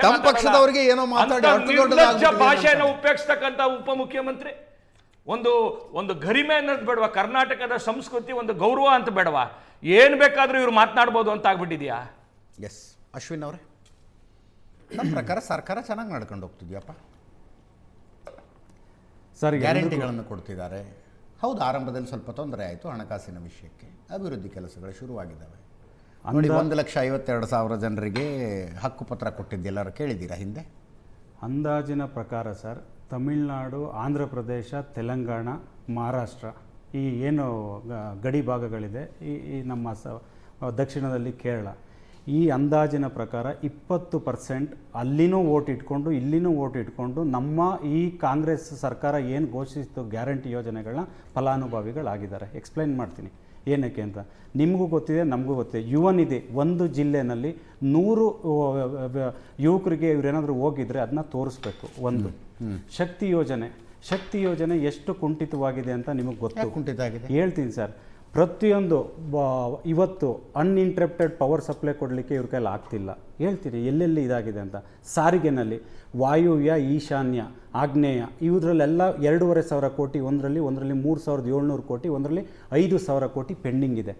ಸರ್ಕಾರ ಆ ವಿಭಾಗಗಳ ಇಲಾಖೆಗಳು ಕೊಡಬೇಕು. ಇವರು ಸುಮ್ಮನೆ ಹೇಳ್ಕೊಂಡು ಬರ್ತಿದ್ದೀವಿ ಅಂತ ಹೇಳ್ತಿದ್ದಾರೆ. ಒಂದೂ ಗ್ಯಾರಂಟಿ ಇವ್ರು ಕೊಟ್ಟಿದ್ದಾರೆ, ಅದನ್ನು ನಿಭಾಯಿಸ್ಕೊಂಡು ಹೋಗೋದು ಅವ್ರಿಗೆ ಬಿಟ್ಟಿದ್ದೀಗ. ಹೇಳಿದೆ ಅಂದಾಜಿನ ಪ್ರಕಾರ 20% ಸೋರಿಕೆ ಆಗ್ತಿದೆ. ಇದನ್ನು ಅವ್ರು ತಡಿಲಿಕ್ಕಾದರೂ ಹೋಗ್ಬೋದು. ಇವರು ಇಲ್ಲ ಒಂದು ಡಿಸೈಡ್ ಮಾಡಿಬಿಡಲಿ, ಸರ್ಕಾರದ ದುಡ್ಡನ್ನು ತಗೊಂಡೋಗಿ ಹೇಗೆ 2ನೇ ವರ್ಷದ ಹಾವೇರಿನಲ್ಲಿ ಮಾಡಿದ್ರು, ಹೇಗೆ ಮೈಸೂರಲ್ಲಿ ಒಂದು ಸಿದ್ದರಾಮೋತ್ಸವ ಅಂತ ಮಾಡೋಕ್ಕೆ ಹೋಗಿದ್ರು, ಅದನ್ನು ಕಲ್ಯಾಣೋತ್ಸವ ಅಂತ ಸನ್ಮಾನ್ಯ ಉಪಮುಖ್ಯಮಂತ್ರಿಗಳು ಕನ್ವರ್ಟ್ ಮಾಡಿ ಹೇಗೆ JDSನ ಟಾರ್ಗೆಟ್ ಮಾಡಬೇಕು ಅಂತ ಮಾಡಿದ್ರು, ಹೇಗೇನು ಸಾಧನಾ ಸಮಾವೇಶ ಅಂತ ಹಾಸನಲ್ಲಿ ಮಾಡಿ ಟಾರ್ಗೆಟ್ JDS ಅಂತ ಮಾಡಿದ್ರು. ಇವ್ರು ನೀವೊಂದು ಕಾರ್ಯಕ್ರಮನೇ ಆಯೋಜಿಸ್ಬಿಡಿ. ರಾಜಕಾರಣದಲ್ಲಿ ಸರ್ ಅದಕ್ಕೆ ಒಂದು ಪಾಲಿಟಿಕ್ಸ್ ಮಾಡ್ತಾರೆ. ರಾಜಕಾರಣ ಮಾಡಿ ಸರ್ಕಾರದ ದುಡ್ಡಲ್ಲಿ ಯಾಕೆ ಮಾಡ್ಬೇಕು ನೀವು? ಸರ್ಕಾರದ ದುಡ್ಡಲ್ಲಿ ಒಂದು ನಿಮಿಷ ಹೇಳ್ತಾ ಹೋಗ್ತೀನಿ. ಸರ್ಕಾರದ ದುಡ್ಡಲ್ಲಿ ಪ್ರಶಾಂತ್ ಸರ್ ಅವ್ರು ಮಾಡ್ತಿರೋದು. ನೀವೊಂದು ಟಾರ್ಗೆಟ್ JDS ಸನ್ಮಾನ್ಯ ಕುಮಾರಣ್ಣವ್ರನ್ನ ಬೈಬೇಕು ಅಂತಲೇ ನೀವೊಂದು ಕಾಂಗ್ರೆಸ್ ಅವರು ಒಂದು ಸಮಾವೇಶ ಮಾಡಿ, ನಾವು ಅವಾಗ ಅದಕ್ಕೆ ಬರ್ತೀವಿ. ನೀವು ಮಾಡೋದು ಸಾಧನಾ ಸಮಾವೇಶ, ಸರ್ಕಾರದಿಂದ ಇಷ್ಟು ಯೋಜನೆಗಳಾಗಿದೆ, ಫಲಾನುಭವಿಗಳಾಗಿದೆ. ಅಜಿತ್ ಸರ್, ಇವತ್ತು ಬೆಂಗಳೂರಲ್ಲಿ ನೀವೇ ಒಂದು ಅಭಿಯಾನ ಮಾಡಿಬಿಡಿ, ಎಷ್ಟು ಜನಕ್ಕೆ ಖಾತೆ ಆಗ್ತಿದೆ ಅಂತ ತೋರಿಸ್ಬಿಡಿ, ಎಲ್ಲಾಗ್ತಿದೆ ಅಂತ ತೋರಿಸ್ಬಿಡಿ. ಮಾಡ್ತೀವಿ ಅಂತಾರೆ, ಕುಮಾರಸ್ವಾಮಿ ಫ್ರೀ ಮಾಡ್ತೀವಿ ಬಿಡಿ ಅಂತಾರೆ. ಎಲ್ಲಿ ಸರ್? ನೀವು ಹೋಗಿ ಅಧಿಕಾರಿಗಳ ಹತ್ರ ಹೋಗಿ, ಟೆಕ್ನಿಕಲ್ ಸಮಸ್ಯೆ ಇದೆ, ಸಾಫ್ಟ್ವೇರ್ ಇನ್ನೂ ಸರಿ ಹೋಗಿಲ್ಲ, ಎಷ್ಟು ತಿಂಗಳಾಗಬೇಕು, 3 ವರ್ಷ ಆಯಿತು, ಇದಾ ಸಾಧನೆ? ಯುವನಿಧಿ ಯಾರು ಕೊಟ್ಟಿದ್ದಾರೆ, ಇದಾ ಸಾಧನೆ? ಇಲಾಖೆಗಳಿಗೆ ದುಡ್ಡು ಕೊಟ್ಟಿಲ್ಲ, ಇದಾ ಸಾಧನೆ? ಗೃಹಲಕ್ಷ್ಮಿ ಹಣ 3 ವರ್ಷದಲ್ಲಿ ಫೈನಾನ್ಷಿಯಲ್ ಇಯರಲ್ಲಿ 8 ತಿಂಗಳು ದುಡ್ಡೇ ಹೋಗಿಲ್ಲ, ಸುಮ್ಮನೆ ಇವರು 36 ತಿಂಗಳು ಅಂತ ಹೇಳ್ಕೊಂಡಿದ್ದಾರೆ, ಇದಾ ಸಾಧನೆ? ಇವತ್ತು ಎಲೆಕ್ಟ್ರಿಸಿಟಿ ಎಷ್ಟು ಕಷ್ಟಪಡ್ತಿದ್ದಾರೆ ಅಂತ ಗೊತ್ತಿಲ್ಲ. 20% ಸೋರಿಕೆನಾದರೂ ತಡೆಗಟ್ಟಿ ಅಂತ ಕೇಳ್ಕೊಳ್ತಿದ್ದೀವಿ. ವಿರೋಧ ಪಕ್ಷ ಇರೋದೇ ಹೌದು. ಕುಮಾರಣ್ಣ ಅವ್ರಿಗೆ ಹೇಳೋದು, ಈಗ ದುರ್ಯೋಧನ ಗರ್ವಭಂಗ ಅಂತ ಮಹಾಭಾರತದಲ್ಲಿ ಬರುತ್ತೆ. ಬರೀ ಪಾಂಡವರು ವನವಾಸಕ್ಕೆ ಹೋದಾಗ ಏಳ್ಸಕ್ಕೆ ಹೋಗಿರ್ತಾರೆ ದುರ್ಯೋಧನ. ಅಲ್ಲಿ ಗಂಧರ್ವ ರಾಜ ಚಿತ್ರಸೇನ ಅವ್ನು ದುರ್ಯೋಧನ ಸೋಲ್ಸ್ಬಿಟ್ಟು ಹಿಡ್ಕೊಂಡಿರ್ತಾರೆ. ಯುಧಿಷ್ಠಿರ ಹೇಳಿ ಪಾಂಡವ್ರ ಕೈಲೇ ಹೇಳಿಸ್ತಾರೆ, ಹೋಗಿ ಅವ್ರನ್ನ ಬಿಡಿಸಿ ಅವ್ರನ್ನ ದುರ್ಯೋಧನ ಅವ್ರನ್ನ ಮನೆ ಕಳಿಸ್ಕೊಡಿ ಅಂತ. ಹಂಗೆ ದುರ್ಯೋಧನ ಗರ್ವಭಂಗ ಅಂತ ಪ್ರಸಂಗ ಬಂದಿದೆ. ಹಾಗೆ ಮಾನ್ಯ ಉಪಮುಖ್ಯಮಂತ್ರಿಗಳು ನಮ್ಮನ್ನ JDS ಪಕ್ಷ ಅರಿತೀನಿ 18 ಶಾಸಕರು ಅಂತಿದ್ದಾರಲ್ಲ, ಖಂಡಿತವಾಗ್ಲೂ 2028ಕ್ಕೆ ಸನ್ಮಾನ್ಯ ಕುಮಾರಣ್ಣ ಅವರು ಅದೇ ಉಪಮುಖ್ಯಮಂತ್ರಿಯವರ ಗರ್ವಭಂಗ ಅರಿತಾರೆ. ಅದು ನಾವು ನಮ್ಮ ಪಕ್ಷದಿಂದ ಹೇಳ್ತೀವಿ. ಯಾಕೆಂದ್ರೆ ನೋಡಿ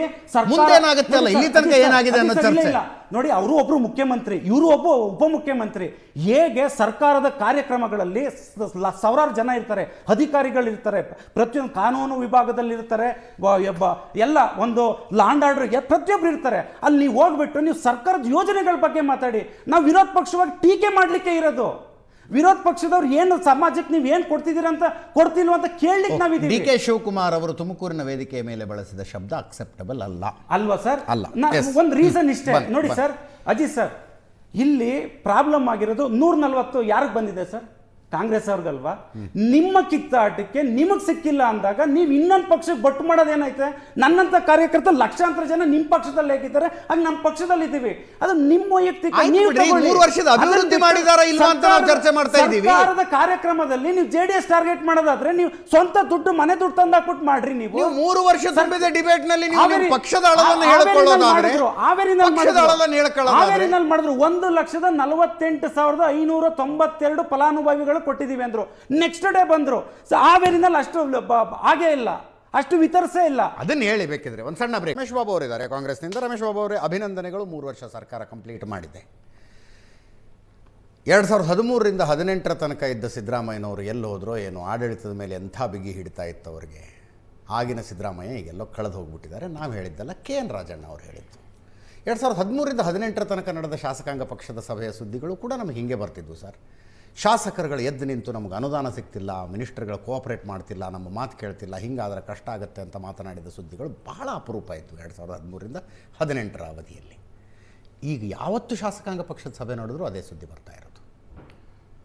ನೀವು ಹೇಳಿರ್ತಕ್ಕಂಥ ಅಷ್ಟು ವಿಷಯಗಳು ಚರ್ಚೆ ಆಗಬೇಕು. ಆದರೆ ಇದಕ್ಕೆ ಮುಂಚೆ ನೀವು ಸುಮಾರು 20 ನಿಮಿಷ BJP ಅವರಿಗೆ JDSನವರಿಗೆ ಮಾತಾಡೋಕ್ಕೆ ಅವಕಾಶ ಕೊಟ್ಟು ಆರೋಪ ಮಾಡಿಸ್ಬಿಟ್ಟು, ನಾನೀಗ ನಿಮ್ಮ ಪ್ರಶ್ನೆಗೆ ಬಂದರೆ ಅವರ ಆರೋಪ ನಾನು ಒಪ್ಕೋಬೇಕು, ಉತ್ತರ ಕೊಡ್ಬೋದು. ದಯಮಾಡಿ ನನಗೆ ನಂಬಿಕೆ ಇದೆ, ನೀವು ನನಗೆ ಅಷ್ಟು ಅವಕಾಶ ಕೊಡ್ತೀರಾ. ಅವ್ರಿಗೆ ಎಷ್ಟು ಅವಕಾಶ ಕೊಟ್ಟಿದ್ದೀರಾ, ಕನಿಷ್ಠ ಅಷ್ಟು ಅವಕಾಶ ಕೊಡ್ತೀರ ಅನ್ನೋ ನಂಬಿಕೆ ಇದೆ. ಮೊದಲನೇದಾಗಿ ನಿಮ್ಮಲ್ಲೇ ಸಾಕಷ್ಟು ಚರ್ಚೆ ಆಗಿದೆ. ಚುನಾವಣಾ ಪೂರ್ವದಲ್ಲಿ BJP ಅವರು ಅಂದರೆ 3 ಬಿಟ್ಟವ್ರು ಊರಿಗೆ ದೊಡ್ಡವರು ಅಂತೇಳಿ ಅವ್ರಿಗೆ BJP ಅವರಿಗೆ ಅಕ್ಷರ ಸಹ ಅನ್ವಯಿಸುತ್ತೆ. ಅವರು ಏನೇನು ರಂಗೆಲ್ಲ ಆಟ ಆಡಿದ್ರು, ಏನೇನು ಆರೋಪಗಳು ಮಾಡಿದ್ರು, ಯಾವ ಇಶ್ಯೂ ಚುನಾವಣೆಯಲ್ಲಿ ತಗೊಂಬಂದರು, ಹಿಜಾಬ್ ಇರ್ಬೋದು, ಅಜಾನ್ ಇರ್ಬೋದು, ಮತ್ತೊಂದು ಇರ್ಬೋದು, ಬರೀ ಧಾರ್ಮಿಕ ವಿಷಯಗಳನ್ನ ಇಟ್ಕೊಂಡು ಏನೇನು ಹೋರಾಟ ಮಾಡಿದ್ರು, ಕೊನೆಗೆ ಜನ ಏನು ತೀರ್ಮಾನ ಕೊಟ್ಟರು ಅಂತೇಳಿ ಇಡೀ ದೇಶ ಕಂಡಿರ್ತಕ್ಕಂಥದ್ದು.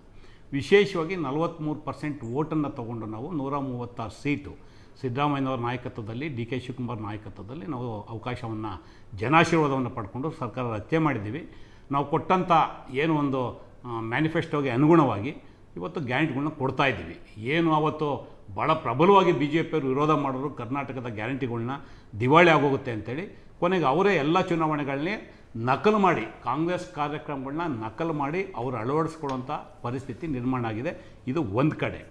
ಇವತ್ತು 1,30,000 ಕೋಟಿ ರೂಪಾಯಿಗಳನ್ನ ನಾವು ಇವತ್ತು ಈ ಗ್ಯಾರಂಟಿ ಯೋಜನೆಗಳ ಮೂಲಕ ಜನರಿಗೆ ಕೊಟ್ಟಿದ್ದೇವೆ. ವಿಶೇಷವಾಗಿ ಪಾಪ ಇವರು ಮಾತಾಡ್ತಾರೆ, JDSನವರು BJP ಅವರು 2 ತಿಂಗಳದ್ದು ಕೊಟ್ಟಿಲ್ಲ, 3 ತಿಂಗಳದ್ದು ಕೊಟ್ಟಿಲ್ಲ.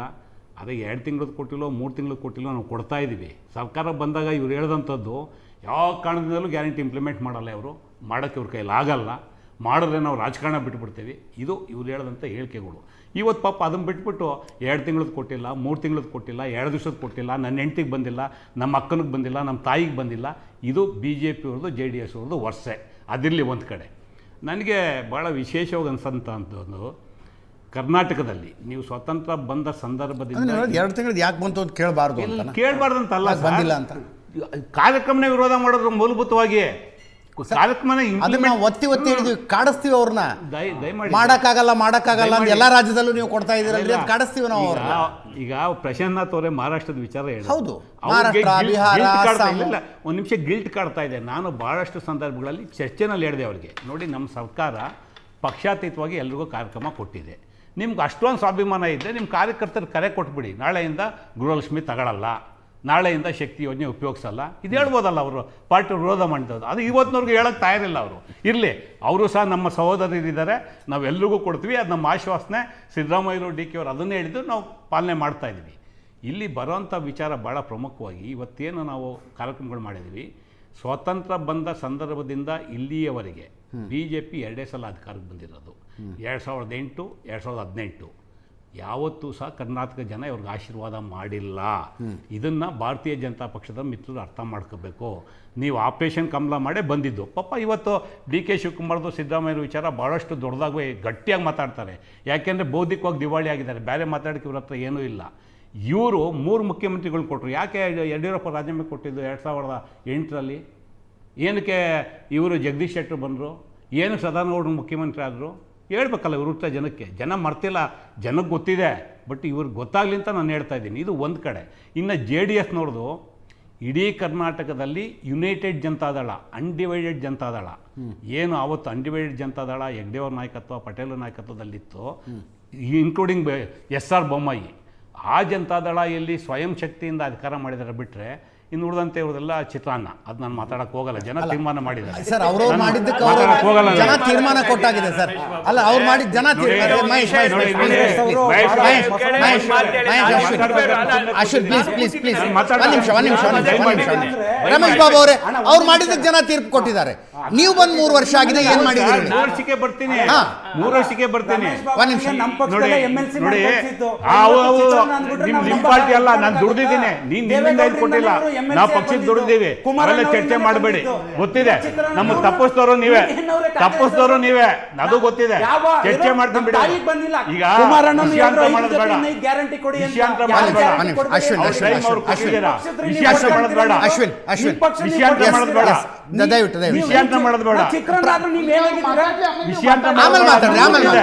ನನಗೆ ಗೊತ್ತಿದೆ.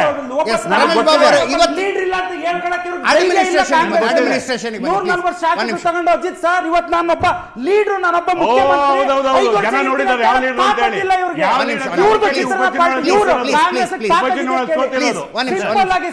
ಇವತ್ತು ಎದೆ ತಟ್ಟಿ ಇವರು ನಾನು ಇನ್ನೂ 2 ವರ್ಷ ಉತ್ತರ ಕೊಡಕ್ಕೆ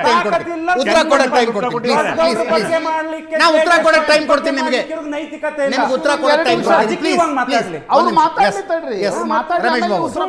ರಮೇಶ್ ಬಾಬು ಎಸ್ ಸರ್. ಜನ ಅವ್ರಿಗೆ 19 ಕೊಟ್ಟರು, ಅವ್ರಿಗೆ 66 ಕೊಟ್ಟಿದ್ದಾರೆ. ಅವ್ರ ಅಡ್ಮಿನಿಸ್ಟ್ರೇಷನ್ ಪ್ರಾಬ್ಲಮ್ಮು ಅದಾಯಿತು ಇದಾಯಿತು. ನಿಮಗೆ 336 ಕೊಟ್ಟರು, 3 ವರ್ಷ ಕಂಪ್ಲೀಟ್ ಮಾಡಿದಿರಿ. ಏನು ಮಾಡಿದಿರಿ ಏನು ಹೇಳಕ್ ಬಿಡಿ ಸರ್. ಈ ಪಾಪ ಅವರು ಟೀಕೆ ಮಾಡಿ ನಮ್ಮ ಟೀಕೆ ತಯಾರಿಲ್ಲ ಅಂತಂದ್ರೆ ಟೀಕೆ ಮಾಡಿದ್ರೆ ಅವರೇ ಸರ್. ಅವ್ರು 3 ವರ್ಷದ ಅಡ್ಮಿನಿಸ್ಟ್ರೇಷನ್ ಕೇಳಿ ಮಹೇಶ್ ಅವರೇ, ನನಗೆ ಗೊತ್ತಿದೆ ವಿಷಯಕ್ಕೆ ಬರ್, ದಯವಿಟ್ಟು ಸುಮ್ಮನೆ ಇರಿ. ನಿಮ್ಮ ಮಧ್ಯದಲ್ಲಿ ಇಂಟರ್ವ್ಯೂ ನೀವು ಮಾತಾಡ್ಬೇಕಾದ್ರೆ ನಾನು ಒಂದೇ ಒಂದು ಪದ ಬಳಸಿಲ್ಲ.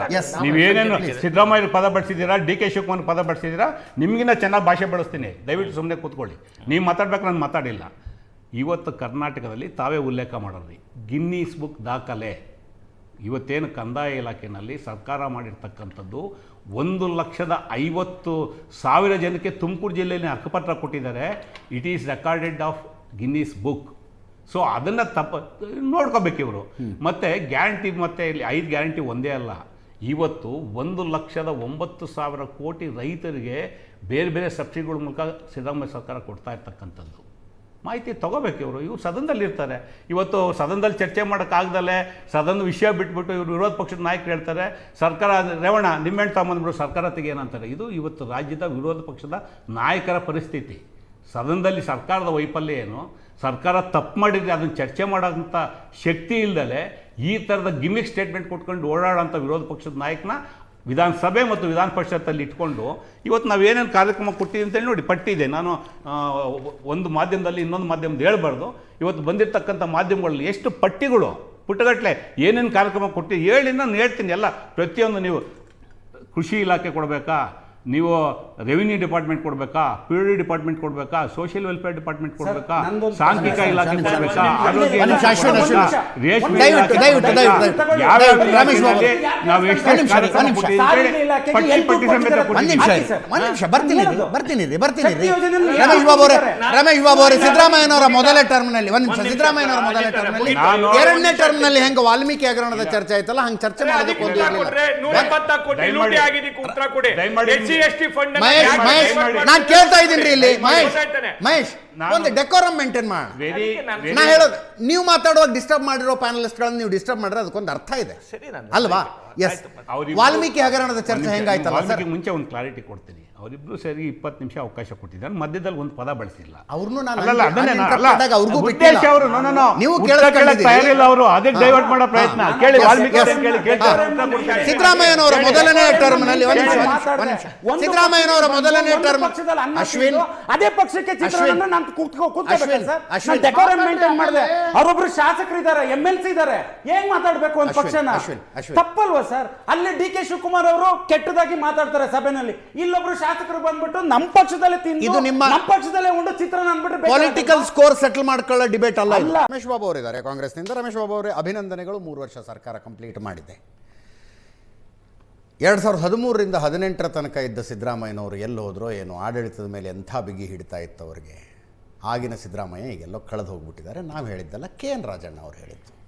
2013ರಿಂದ 18ರ ತನಕ ನಡೆದ ಶಾಸಕಾಂಗ ಪಕ್ಷದ ಸಭೆಯ ಸುದ್ದಿಗಳು ಕೂಡ ನಮಗೆ ಹಿಂಗೆ ಬರ್ತಿದ್ವು ಸರ್. ಶಾಸಕರುಗಳು ಎದ್ದು ನಿಂತು ನಮಗೆ ಅನುದಾನ ಸಿಗ್ತಿಲ್ಲ, ಮಿನಿಸ್ಟರ್ಗಳು ಕೋಆಪ್ರೇಟ್ ಮಾಡ್ತಿಲ್ಲ, ನಮ್ಮ ಮಾತು ಕೇಳ್ತಿಲ್ಲ, ಹಿಂಗಾದರೆ ಕಷ್ಟ ಆಗುತ್ತೆ ಅಂತ ಮಾತನಾಡಿದ ಸುದ್ದಿಗಳು ಬಹಳ ಅಪರೂಪ ಇತ್ತು 2013ರಿಂದ 18ರ ಅವಧಿಯಲ್ಲಿ. ಈಗ ಯಾವತ್ತು ಶಾಸಕಾಂಗ ಪಕ್ಷದ ಸಭೆ ನೋಡಿದ್ರು ಅದೇ ಸುದ್ದಿ ಬರ್ತಾ ಇರೋದು.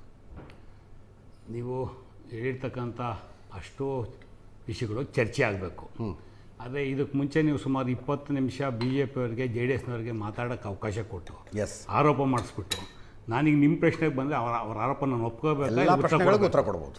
ದಯಮಾಡಿ ನನಗೆ ನಂಬಿಕೆ ಇದೆ, ನೀವು ನನಗೆ ಅಷ್ಟು ಅವಕಾಶ ಕೊಡ್ತೀರಾ. ಅವ್ರಿಗೆ ಎಷ್ಟು ಅವಕಾಶ ಕೊಟ್ಟಿದ್ದೀರಾ, ಕನಿಷ್ಠ ಅಷ್ಟು ಅವಕಾಶ ಕೊಡ್ತೀರಾ ಅನ್ನೋ ನಂಬಿಕೆ ಇದೆ. ಮೊದಲನೇದಾಗಿ ನಿಮ್ಮಲ್ಲೇ ಸಾಕಷ್ಟು ಚರ್ಚೆ ಆಗಿದೆ. ಚುನಾವಣಾ ಪೂರ್ವದಲ್ಲಿ BJP ಅವರು ಅಂದರೆ ಮೂರನ್ನು ಬಿಟ್ಟವ್ರು ಊರಿಗೆ ದೊಡ್ಡವರು ಅಂತೇಳಿ ಅವ್ರಿಗೆ BJP ಅವರಿಗೆ ಅಕ್ಷರ ಸಹ ಅನ್ವಯಿಸುತ್ತೆ. ಅವರು ಏನೇನು ರಂಗೆಲ್ಲ ಆಟ ಆಡಿದ್ರು, ಏನೇನು ಆರೋಪಗಳು ಮಾಡಿದ್ರು, ಯಾವ ಇಶ್ಯೂ ಚುನಾವಣೆಯಲ್ಲಿ ತಗೊಂಬಂದರು, ಹಿಜಾಬ್ ಇರ್ಬೋದು, ಅಜಾನ್ ಇರ್ಬೋದು, ಮತ್ತೊಂದು ಇರ್ಬೋದು, ಬರೀ ಧಾರ್ಮಿಕ ವಿಷಯಗಳನ್ನ ಇಟ್ಕೊಂಡು ಏನೇನು ಹೋರಾಟ ಮಾಡಿದ್ರು, ಕೊನೆಗೆ ಜನ ಏನು ತೀರ್ಮಾನ ಕೊಟ್ಟರು ಅಂತೇಳಿ ಇಡೀ ದೇಶ ಕಂಡಿರ್ತಕ್ಕಂಥದ್ದು. ವಿಶೇಷವಾಗಿ 43% ವೋಟನ್ನು ತೊಗೊಂಡು ನಾವು 136 ಸೀಟು ಸಿದ್ದರಾಮಯ್ಯನವರ ನಾಯಕತ್ವದಲ್ಲಿ, DK ಶಿವಕುಮಾರ್ ನಾಯಕತ್ವದಲ್ಲಿ ನಾವು ಅವಕಾಶವನ್ನು, ಜನಾಶೀರ್ವಾದವನ್ನು ಪಡ್ಕೊಂಡು ಸರ್ಕಾರ ರಚನೆ ಮಾಡಿದ್ದೀವಿ. ನಾವು ಕೊಟ್ಟಂಥ ಏನು ಒಂದು ಮ್ಯಾನಿಫೆಸ್ಟೋಗೆ ಅನುಗುಣವಾಗಿ ಇವತ್ತು ಗ್ಯಾರಂಟಿಗಳನ್ನ ಕೊಡ್ತಾ ಇದ್ದೀವಿ.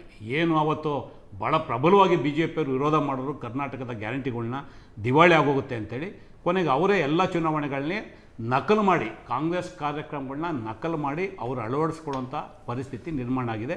ಇದು ಒಂದು ಕಡೆ. ಇವತ್ತು 1,30,000 ಕೋಟಿ ರೂಪಾಯಿಗಳನ್ನ ನಾವು ಇವತ್ತು ಈ ಗ್ಯಾರಂಟಿ ಯೋಜನೆಗಳ ಮೂಲಕ ಜನರಿಗೆ ಕೊಟ್ಟಿದ್ದೇವೆ. ವಿಶೇಷವಾಗಿ ಪಾಪ ಇವರು ಮಾತೆತ್ತಾರೆ, JDSನವರು BJP ಅವರು 2 ತಿಂಗಳು ಕೊಟ್ಟಿಲ್ಲ, 3 ತಿಂಗಳು ಕೊಟ್ಟಿಲ್ಲ. ಅದೇ 2 ತಿಂಗಳು ಕೊಟ್ಟಿಲ್ಲೋ 3 ತಿಂಗಳು ಕೊಟ್ಟಿಲ್ಲೋ ನಾವು ಕೊಡ್ತಾ ಇದ್ದೀವಿ. ಸರ್ಕಾರ ಬಂದಾಗ ಇವ್ರು ಹೇಳಿದಂಥದ್ದು ಯಾವ ಕಾರಣದಿಂದಲೂ ಗ್ಯಾರಂಟಿ ಇಂಪ್ಲಿಮೆಂಟ್ ಮಾಡಲ್ಲ, ಇವರು ಮಾಡೋಕ್ಕೆ ಇವ್ರ ಕೈಯಲ್ಲಿ ಆಗಲ್ಲ, ಮಾಡಿದ್ರೆ ನಾವು ರಾಜಕಾರಣ ಬಿಟ್ಬಿಡ್ತೀವಿ. ಇದು ಇವ್ರು ಹೇಳಿದಂಥ ಹೇಳಿಕೆಗಳು. ಇವತ್ತು ಪಾಪ ಅದನ್ನು ಬಿಟ್ಬಿಟ್ಟು 2 ತಿಂಗಳದ್ದು ಕೊಟ್ಟಿಲ್ಲ, 3 ತಿಂಗಳದ್ದು ಕೊಟ್ಟಿಲ್ಲ, 2 ದಿವಸದ ಕೊಟ್ಟಿಲ್ಲ, ನನ್ನ ಹೆಂಡ್ತಿಗೆ ಬಂದಿಲ್ಲ, ನಮ್ಮ ಅಕ್ಕನಿಗೆ ಬಂದಿಲ್ಲ, ನಮ್ಮ ತಾಯಿಗೆ ಬಂದಿಲ್ಲ. ಇದು BJP ಅವ್ರದ್ದು JDS ಅವ್ರದ್ದು ವರ್ಷೆ. ಅದಿರಲಿ ಒಂದು ಕಡೆ. ನನಗೆ ಭಾಳ ವಿಶೇಷವಾಗಿ ಅನ್ಸಂಥದ್ದು, ಕರ್ನಾಟಕದಲ್ಲಿ ನೀವು ಸ್ವತಂತ್ರ ಬಂದ ಸಂದರ್ಭದಿಂದ 2 ತಿಂಗಳು ಯಾಕೆ ಬಂತು ಅಂತ ಕೇಳಬಾರ್ದಂತಲ್ಲ, ಬಂದಿಲ್ಲ ಅಂತ ಕಾರ್ಯಕ್ರಮನೇ ವಿರೋಧ ಮಾಡೋದು ಮೂಲಭೂತವಾಗಿ. ಕಾರ್ಯಕ್ರಮ ಒತ್ತಿ ಹೇಳಿದ್ವಿ, ಕಾಡಿಸ್ತೀವಿ ಅವ್ರನ್ನ. ಮಾಡಕ್ಕಾಗಲ್ಲ ಅಂತ ಎಲ್ಲ ರಾಜ್ಯದಲ್ಲೂ ನೀವು ಕೊಡ್ತಾ ಇದ್ದೀರಲ್ರಿ, ಅದು ಕಾಡಿಸ್ತೀವಿ ನಾವು ಅವ್ರನ್ನ. ಈಗ ಪ್ರಶಾಂತ್ ಅವರೇ ಮಹಾರಾಷ್ಟ್ರದ ವಿಚಾರ ಹೇಳಿ, ಹೌದು, ಒಂದು ನಿಮಿಷ ಗಿಲ್ಟ್ ಕಾಡ್ತಾ ಇದೆ. ನಾನು ಭಾಳಷ್ಟು ಸಂದರ್ಭಗಳಲ್ಲಿ ಚರ್ಚೆನಲ್ಲಿ ಹೇಳಿದೆ ಅವ್ರಿಗೆ, ನೋಡಿ ನಮ್ಮ ಸರ್ಕಾರ ಪಕ್ಷಾತೀತವಾಗಿ ಎಲ್ರಿಗೂ ಕಾರ್ಯಕ್ರಮ ಕೊಟ್ಟಿದೆ, ನಿಮ್ಗೆ ಅಷ್ಟೊಂದು ಸ್ವಾಭಿಮಾನ ಇದ್ದರೆ ನಿಮ್ಮ ಕಾರ್ಯಕರ್ತರು ಕರೆ ಕೊಟ್ಬಿಡಿ, ನಾಳೆಯಿಂದ ಗೃಹಲಕ್ಷ್ಮಿ ತಗೊಳ್ಳಲ್ಲ, ನಾಳೆಯಿಂದ ಶಕ್ತಿ ಯೋಜನೆ ಉಪಯೋಗಿಸಲ್ಲ, ಇದು ಹೇಳ್ಬೋದಲ್ಲ. ಅವರು ಪಾರ್ಟಿ ವಿರೋಧ ಮಾಡ್ತದ್ದು, ಅದು ಇವತ್ತಿನವ್ರಿಗೆ ಹೇಳೋಕ್ಕೆ ತಯಾರಿಲ್ಲ. ಅವರು ಇರಲಿ, ಅವರು ಸಹ ನಮ್ಮ ಸಹೋದರರಿದ್ದಾರೆ, ನಾವೆಲ್ಲರಿಗೂ ಕೊಡ್ತೀವಿ, ಅದು ನಮ್ಮ ಆಶ್ವಾಸನೆ. ಸಿದ್ದರಾಮಯ್ಯರು DK ಅವರು ಅದನ್ನೇ ಹೇಳಿದ್ದು, ನಾವು ಪಾಲನೆ ಮಾಡ್ತಾಯಿದ್ದೀವಿ. ಇಲ್ಲಿ ಬರೋವಂಥ ವಿಚಾರ ಭಾಳ ಪ್ರಮುಖವಾಗಿ ಇವತ್ತೇನು ನಾವು ಕಾರ್ಯಕ್ರಮಗಳು ಮಾಡಿದ್ದೀವಿ, ಸ್ವತಂತ್ರ ಬಂದ ಸಂದರ್ಭದಿಂದ ಇಲ್ಲಿಯವರೆಗೆ BJP 2 ಸಲ ಅಧಿಕಾರಕ್ಕೆ ಬಂದಿರೋದು, 2008, 2018. ಯಾವತ್ತೂ ಸಹ ಕರ್ನಾಟಕ ಜನ ಇವ್ರಿಗೆ ಆಶೀರ್ವಾದ ಮಾಡಿಲ್ಲ. ಇದನ್ನು ಭಾರತೀಯ ಜನತಾ ಪಕ್ಷದ ಮಿತ್ರರು ಅರ್ಥ ಮಾಡ್ಕೋಬೇಕು. ನೀವು ಆಪರೇಷನ್ ಕಮಲ ಮಾಡೇ ಬಂದಿದ್ದು. ಪಾಪ ಇವತ್ತು DK ಶಿವಕುಮಾರ್ದು ಸಿದ್ದರಾಮಯ್ಯ ವಿಚಾರ ಭಾಳಷ್ಟು ದೊಡ್ಡದಾಗಿ ಗಟ್ಟಿಯಾಗಿ ಮಾತಾಡ್ತಾರೆ. ಯಾಕೆಂದರೆ ಬೌದ್ಧಿಕವಾಗಿ ದಿವಾಳಿ ಆಗಿದ್ದಾರೆ, ಬೇರೆ ಮಾತಾಡೋಕ್ಕೆ ಇವ್ರ ಹತ್ರ ಏನೂ ಇಲ್ಲ. ಇವರು 3 ಮುಖ್ಯಮಂತ್ರಿಗಳು ಕೊಟ್ಟರು. ಯಾಕೆ ಯಡಿಯೂರಪ್ಪ ರಾಜೀನಾಮೆ ಕೊಟ್ಟಿದ್ದು 2008ರಲ್ಲಿ? ಏನಕ್ಕೆ ಇವರು ಜಗದೀಶ್ ಶೆಟ್ಟರ್ ಬಂದರು? ಏನಕ್ಕೆ ಸದಾನಗೌಡರು ಮುಖ್ಯಮಂತ್ರಿ ಆದರು? ಹೇಳ್ಬೇಕಲ್ಲ ಇವ್ರ ಜನಕ್ಕೆ. ಜನ ಮರ್ತಿಲ್ಲ, ಜನಕ್ಕೆ ಗೊತ್ತಿದೆ, ಬಟ್ ಇವ್ರಿಗೆ ಗೊತ್ತಾಗಲಿ ಅಂತ ನಾನು ಹೇಳ್ತಾ ಇದ್ದೀನಿ. ಇದು ಒಂದು ಕಡೆ. ಇನ್ನು JDS ನೋಡಿದು ಇಡೀ ಕರ್ನಾಟಕದಲ್ಲಿ ಯುನೈಟೆಡ್ ಜನತಾದಳ, ಅನ್ಡಿವೈಡೆಡ್ ಜನತಾದಳ ಏನು ಆವತ್ತು ಅನ್ಡಿವೈಡೆಡ್ ಜನತಾದಳ ಹೆಗ್ಡೆಯವರ ನಾಯಕತ್ವ, ಪಟೇಲ್ ನಾಯಕತ್ವದಲ್ಲಿತ್ತು, ಇನ್ಕ್ಲೂಡಿಂಗ್ SR ಬೊಮ್ಮಾಯಿ, ಆ ಜನತಾದಳ ಎಲ್ಲಿ ಸ್ವಯಂ ಶಕ್ತಿಯಿಂದ ಅಧಿಕಾರ ಮಾಡಿದ್ದಾರೆ ಬಿಟ್ಟರೆ ಇನ್ನು ಉಳಿದಂತೆ ಇವ್ರದೆಲ್ಲ ಚಿತ್ರಾನ್ನ. ಅದು ನಾನು ಮಾತಾಡಕ್ಕೆ ಹೋಗಲ್ಲ, ಜನ ತೀರ್ಮಾನ ಮಾಡಿದ್ದಾರೆ ಸರ್. ಅವರು ಮಾಡಿದ್ದಕ್ಕೆ ಜನ ತೀರ್ಮಾನ ಕೊಟ್ಟಾಗಿದೆ ಸರ್. ಅಲ್ಲ, ಅವ್ರು ಮಾಡಿದ ಜನ ಅಶ್ವಿನ್ ಪ್ಲೀಸ್ ಒಂದ್ ನಿಮಿಷ. ರಮೇಶ್ ಬಾಬು ಅವರೇ, ಅವ್ರು ಮಾಡಿದ್ದಕ್ಕೆ ಜನ ತೀರ್ಪು ಕೊಟ್ಟಿದ್ದಾರೆ. ನೀವು ಬಂದು 3 ವರ್ಷ ಆಗಿದೆ, ಏನ್ ಮಾಡಿದ್ದೀರಿ? 3 ವರ್ಷಕ್ಕೆ ಬರ್ತೀನಿ, 3 ವರ್ಷಕ್ಕೆ ಬರ್ತೀನಿ. ಒಂದ್ ನಿಮಿಷ ನೋಡಿ, ನಿಮ್ ಪಾರ್ಟಿ ಅಲ್ಲ, ನಾನು ದುಡ್ದಿದ್ದೀನಿ, ನಿಮ್ಮಿಂದ ಇದು ಕೊಟ್ಟಿಲ್ಲ. ನಾವು ಪಕ್ಷಕ್ಕೆ ದುಡಿದೀವಿ, ಅವೆಲ್ಲ ಚರ್ಚೆ ಮಾಡಬೇಡಿ. ಗೊತ್ತಿದೆ, ನಮ್ಮ ತಪ್ಪಿಸ್ತವರು ನೀವೇ, ಅದು ಗೊತ್ತಿದೆ. ಚರ್ಚೆ ಮಾಡ್ಕೊಂಡು ಬಿಡಿ. ಈಗ ವಿಷಯಾಂತರ ಮಾಡೋದು ಬೇಡ, ವಿಷಯಾಂತರ ಮಾಡೋದು ಬೇಡ, ನನಗೆ ಗೊತ್ತಿದೆ.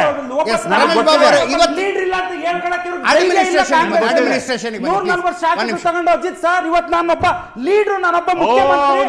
ಜನ ನೋಡಿದ್ದಾರೆ ಯಾವ ಲೀಡರ್ ಅಂತ ಹೇಳಿ.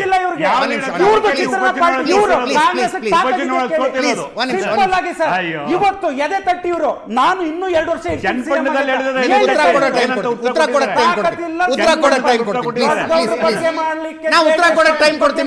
ನೈತಿಕತೆ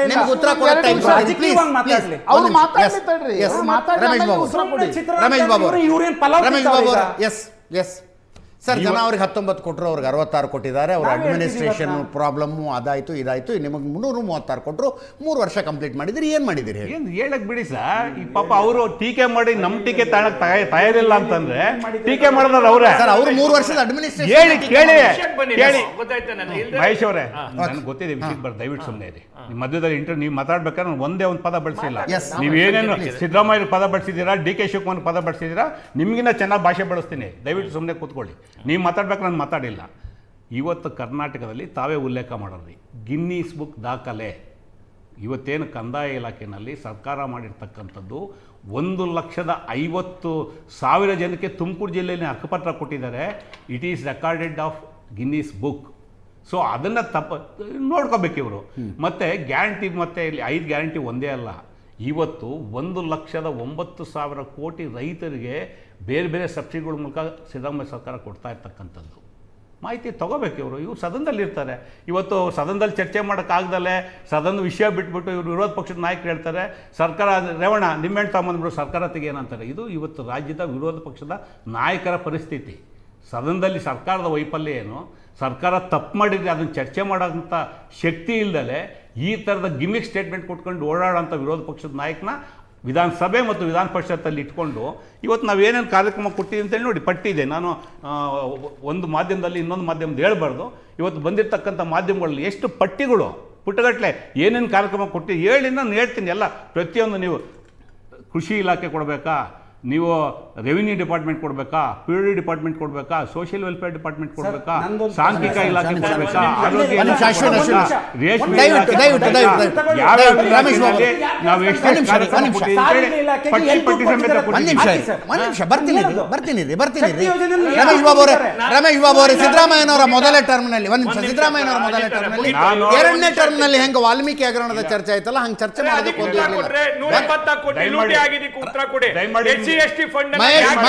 ನಾನು ಕೇಳ್ತಾ ಇದ್ದೀನಿ ಇಲ್ಲಿ. ಮಹೇಶ್ ಒಂದು ಡೆಕೋರಮ್ ಮೇಂಟೈನ್ ಮಾಡಿ. ನಾ ಹೇಳೋದು, ನೀವು ಮಾತಾಡುವಾಗ ಡಿಸ್ಟರ್ಬ್ ಮಾಡಿರೋ ಪ್ಯಾನಲಿಸ್ಟ್ಗಳನ್ನು ನೀವು ಡಿಸ್ಟರ್ಬ್ ಮಾಡಿದ್ರೆ ಅದಕ್ಕೊಂದು ಅರ್ಥ ಇದೆ ಅಲ್ವಾ? ಎಸ್ ವಾಲ್ಮೀಕಿ ಹಗರಣದ ಚರ್ಚೆ ಹೆಂಗಾಯ್ತಲ್ಲ ಸರ್? ಮುಂಚೆ ಒಂದು ಕ್ಲಾರಿಟಿ ಕೊಡ್ತೀನಿ. ಅವರಿಬ್ರು ಸೇರಿ 20 ನಿಮಿಷ ಅವಕಾಶ ಕೊಟ್ಟಿದ್ದಾರೆ, ಮಧ್ಯದಲ್ಲಿ ಒಂದು ಪದ ಬಳಸಿಲ್ಲ. ಅವ್ರನ್ನೂ ಡೈವರ್ಟ್ ಮಾಡೋ ಪ್ರಯತ್ನ ಕೇಳಿ. ಸಿದ್ದರಾಮಯ್ಯನವರ ಮೊದಲನೇ ಟರ್ಮ್ನಲ್ಲಿ ಸಿದ್ದರಾಮಯ್ಯನವರ ಮೊದಲನೇ ಟರ್ಮ್ ಅಶ್ವಿನ್ ಅದೇ ಪಕ್ಷಕ್ಕೆ ಚಿತ್ರವನ್ನು ನಾನು ಡೆಕೋರಂ ಮೇಂಟೈನ್ ಮಾಡಿದೆ. ಅವರೊಬ್ರು ಶಾಸಕರಿದ್ದಾರೆ, MLC ಇದ್ದಾರೆ, ಹೇಗ್ ಮಾತಾಡ್ಬೇಕು ಒಂದು ಪಕ್ಷನ? ತಪ್ಪಲ್ವಾ ಸರ್? ಅಲ್ಲಿ DK ಶಿವಕುಮಾರ್ ಅವರು ಕೆಟ್ಟದಾಗಿ ಮಾತಾಡ್ತಾರೆ ಸಭೆಯಲ್ಲಿ, ಇಲ್ಲೊಬ್ರು ಶಾಸಕರು ಬಂದ್ಬಿಟ್ಟು ನಮ್ಮ ಪಕ್ಷದಲ್ಲೇ ತಿಂದು ಇದು ನಮ್ಮ ಪಕ್ಷದಲ್ಲೇ ಉಂಡು ಚಿತ್ರನ ಅಂದ್ಬಿಟ್ರೆ ಪೊಲಿಟಿಕಲ್ ಸ್ಕೋರ್ ಸೆಟಲ್ ಮಾಡ್ಕೊಳ್ಳೋ ಡಿಬೇಟ್ ಅಲ್ಲ. ಮೇಂಟೈನ್ ಮಾಡ್ತಿದ್ದೀನಿ. ರಮೇಶ್ ಬಾಬು ಅವರೇ, ಸಿದ್ದರಾಮಯ್ಯನವರ ಮೊದಲನೇ ಟರ್ಮ್ ವಾಲ್ಮೀಕಿ ಹಗರಣ ಅಂತೆ, ಮೂಡ ಹಗರಣದ ಆರೋಪ ಅಂತೆ, ಇನ್ಯಾರೋ MLA ಭ್ರಷ್ಟಾಚಾರದ ಆಡಿಯೋ ಬಂತು. ಇಂಥವು ಇರಲಿಲ್ಲ ಸರ್, ಈ ವಿವಾದಗಳ ಚರ್ಚೆ ಮಾಡೋದಕ್ಕಿರಲಿಲ್ಲ. ಅದ್ರ ಜೊತೆಗೆ ಸಿದ್ದರಾಮಯ್ಯನವರು 5 ವರ್ಷ ಮುಖ್ಯಮಂತ್ರಿ ಆಗ್ತಾರಾ, ಮಧ್ಯದಲ್ಲಿ ನಾಯಕತ್ವ ಬದಲಾವಣೆ ಆಗುತ್ತೆ, ಈ ಥರ ಚರ್ಚೆಗಳಿರಲಿಲ್ಲ. ಆ 3 ವರ್ಷ ಸ್ಮೂತ್ ಸೇಲಿಂಗಲ್ಲಿದ್ದರು ಸಿದ್ದರಾಮಯ್ಯ. 5 ವರ್ಷ ಸ್ಮೂತ್ ಸೇಲಿಂಗಲ್ಲಿದ್ದರು. ಈ 3 ವರ್ಷ ಹೇಳಿ ಉತ್ತರ ಕೊಡ್ಬೋದಾ? ನೋಡಿ, ಈಗಲೂ ಸಹ ಸಿದ್ದರಾಮಯ್ಯನವರು ಅದೇ ಥರ ಇದ್ದಾರೆ. ನೀವು ಅಫ್ಕೋರ್ಸ್ ನಾನು ಒಪ್ಕೋತೀನಿ, ಮೂಡಾದ ಹಗರಣ ಆರೋಪ ಬಂದಿದ್ದು ನಿಜ, ಕೋರ್ಟ್ ಕಟಕಟೆಗೆ ಹೋಗಿದ್ದು ನಿಜ, ಈ ಕೋರ್ಟ್ ಒಂದು ಆದೇಶ ಕೊಟ್ಟಿದ್ದು ನಿಜ, ನಡೆದಿದ್ದಕ್ಕಂದು ನಿಜ, ಅದಿಲ್ಲ ಅಂತೇಳಿ ಅವ್ರು ವಾಪಸ್ ಕೊಟ್ಟಿದ್ದು ಆಯಿತು. ಅದು ಒಂದು ಕಡೆ. ಅದನ್ನು ಮೂಡಾದಿಟ್ಕೊಂಡು ಈ ರಾಜ್ಯದಲ್ಲಿ ಅಭಿವೃದ್ಧಿನೇ ಕಾರ್ಯನೇ ಆಗಿಲ್ಲ, ಸರ್ಕಾರ ದುಡ್ಡೇ ಕೊಟ್ಟಿಲ್ಲ, ಇದಲ್ಲ. ಏನೇನು ಅಭಿವೃದ್ಧಿ ಕಾರ್ಯ ತಿಳ್ಕೋಬೇಕಲ್ಲ. ನಾನು ಹೇಳ್ತಾ ಇರ್ತಕ್ಕಂಥದ್ದು ಅದೇ, ಯಾವುದೇ ಮುಖ್ಯಮಂತ್ರಿ ಇನ್ಕ್ಲೂಡಿಂಗ್ ಕುಮಾರಸ್ವಾಮಿ ಆರೋಪಗಳಿಂದ ಮುಕ್ತವಾಗಿಲ್ಲ. ಕುಮಾರಸ್ವಾಮಿ ಮೇಲೆ 100 ಕೋಟಿ ಆರೋಪ ಗಣಿ ಹಗರಣದಲ್ಲಿ ಮಾಡಿದ್ರೆ ಸಮ್ಮಿಶ್ರ ಸರ್ಕಾರ ವಿಷಯದಲ್ಲಿ ಸಿದ್ದರಾಮಯ್ಯ ಕಂಪೇರ್ ಮಾಡೋದಕ್ಕಾಗೋದಿಲ್ಲ. ಒಂದು ನಿಮಿಷ, ಕಂಪೇರ್ ಮಾಡಬೇಡಿ ನೀವು. ಕಂಪೇರ್ ನೀವು ಮಾಡ್ತಾ ಇಲ್ಲ, ನಾನು ಮಾಡ್ತಾ ಇಲ್ಲ. ಜನಕ್ಕೆ ಜ್ಞಾಪಿಸುವಂತ ಕೆಲಸ ನಾನು ಮಾಡ್ತಿದ್ದೀನಿ ನಮ್ಮ ಪಕ್ಷದಲ್ಲಿ. ಇವತ್ತು ಒಂದು ನಿಮಿಷ, ಇಲ್ಲ ಸರ್, ವಾಲ್ಮೀಕಿ ಸಿದ್ದರಾಮಯ್ಯ ಮೇಲೆಲ್ಲ ಬಂದಿರ್ತಾರೆ. ನಾನು ಹೇಳ್ತೀನಿ ದಯಮಾಡಿ. ಈಗ ವಾಲ್ಮೀಕಿದು ಎಷ್ಟು ಸರ್ ನಿಮ್ದು ಹಗರಣ, ನಿಮ್ದು ಆರೋಪ? 184 ಕೋಟಿ. 20,000 ಕೋಟಿ ಹಗರಣ ಯಡಿಯೂರಪ್ಪ ಬಂದ್ಮೇಲೆ ಇವ್ರೇನ್ ಮಾಡಿದ್ರು ಸರ್? ಯಾಕೆ ಆರೋಪ ಮಾಡಿದ್ದು? ಯತ್ನಾಳ್ ಆರೋಪ ಮಾಡಿದ್ದು, ವಿಶ್ವನಾಥ್ ಆರೋಪ ಮಾಡಿದ್ದು, ಕಾಂಗ್ರೆಸ್ ರೂಲಿಂಗ್ 184 ಆರೋಪ ಮಹತ್ವದ್ದಲ್ವಾ? 184 ಕೋಟಿ ಆರೋಪ ಮಹತ್ವದ್ದಲ್ವಾ? 184 ಅಲ್ಲ, 1,84,000 ಇದ್ರದ್ದು ಅಪರಾಧನೇ. ನಾನು ಅದನ್ನ ಚರ್ಚೆ ಮಾಡ್ತಿಲ್ಲ. ನಾನು ಹೇಳ್ತಾ ಇರೋದು 180 ಕೋಟಿನೂ ಸರ್, ನಾನು ಇಲ್ಲ ಅಂತ ಹೇಳಲ್ಲ. 20,000 ಕೋಟಿ ಆರೋಪ ಯಾರು ಮಾಡಿದ್ದು ನಿಮ್ಮ ಮೇಲೆ, ನಿಮ್ಮ ಮುಖ್ಯಮಂತ್ರಿ ಮೇಲೆ? ಅವಾಗೇನ್ ಮಾಡಿದ್ರಿ? ರಮೇಶ್ ಬಾಬು ಅವರೇ, ಅವಾಗೇನ್ ಮಾಡಿದ್ರಿ?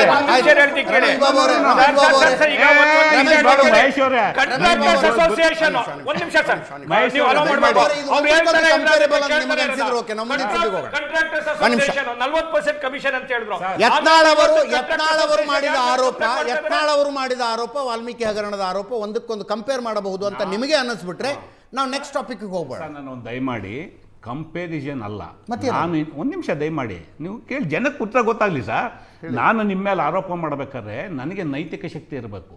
ನಾನೇ ಕಳಂಕಿತಾಗಿ, ನಾನೇ ಬಣ್ಣ ಬಳ್ಕೊಂಡು, ನಾನೇ ಕಪ್ಪು ಹಚ್ಕೊಂಡು ನಿಮ್ಮ ಮೇಲೆ ಆರೋಪ ಮಾಡಿದ್ರೆ ಬಿಜೆಪಿ ಅವ್ರು ಮಾಡಿದ ಆರೋಪ ಅಲ್ಲ ಸರ್. ಬಿಜೆಪಿ ಜೆಡಿಎಸ್ನವ್ರು ಮಾಡಿದ ಆರೋಪ ಅಲ್ಲ ಅದು. ನಾನು ಬಿಜೆಪಿ ಆರೋಪ ಹೌದು ಸರ್. ನಿಮ್ಗೆ ಯತ್ನಾಳ್ ಮಾಡಿದ್ದು ಕಾಂಗ್ರೆಸ್ ಆರೋಪ ಅಲ್ಲ ಸರ್. ವಿಶ್ವನಾಥ್ ಕಾಂಗ್ರೆಸ್ ಆರೋಪ ಅಲ್ಲ ಸರ್. ಆರೋಪ ಇದನ್ನ ಉತ್ತರ ಕೊಡಿ ಅಂತಂದ್ರೆ ನೀವು ಯಾವುದೋ ಒಂದು ವಿಷಯ ಹೇಳ್ತಾ ಕೂತಿದ್ರೆ ನೀವು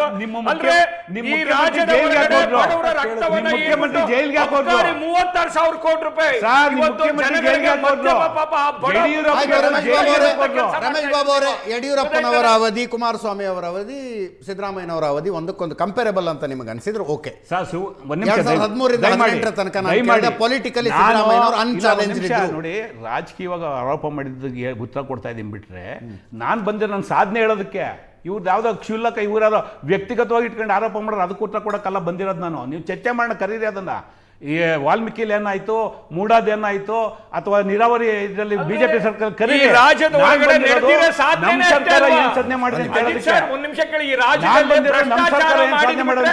ಯಾವುದು ಸಾಧನೆ ಆಗಿಲ್ಲ. ನಿಮ್ಮಷ್ಟು ಭ್ರಷ್ಟಾಚಾರ ಯಾರು ಮಾಡಿಲ್ಲ. ಬಿಜೆಪಿ ಭ್ರಷ್ಟಾಚಾರ ಈ ರಾಜ್ಯದಲ್ಲಿ ಯಾರು ಮಾಡಿಲ್ಲ.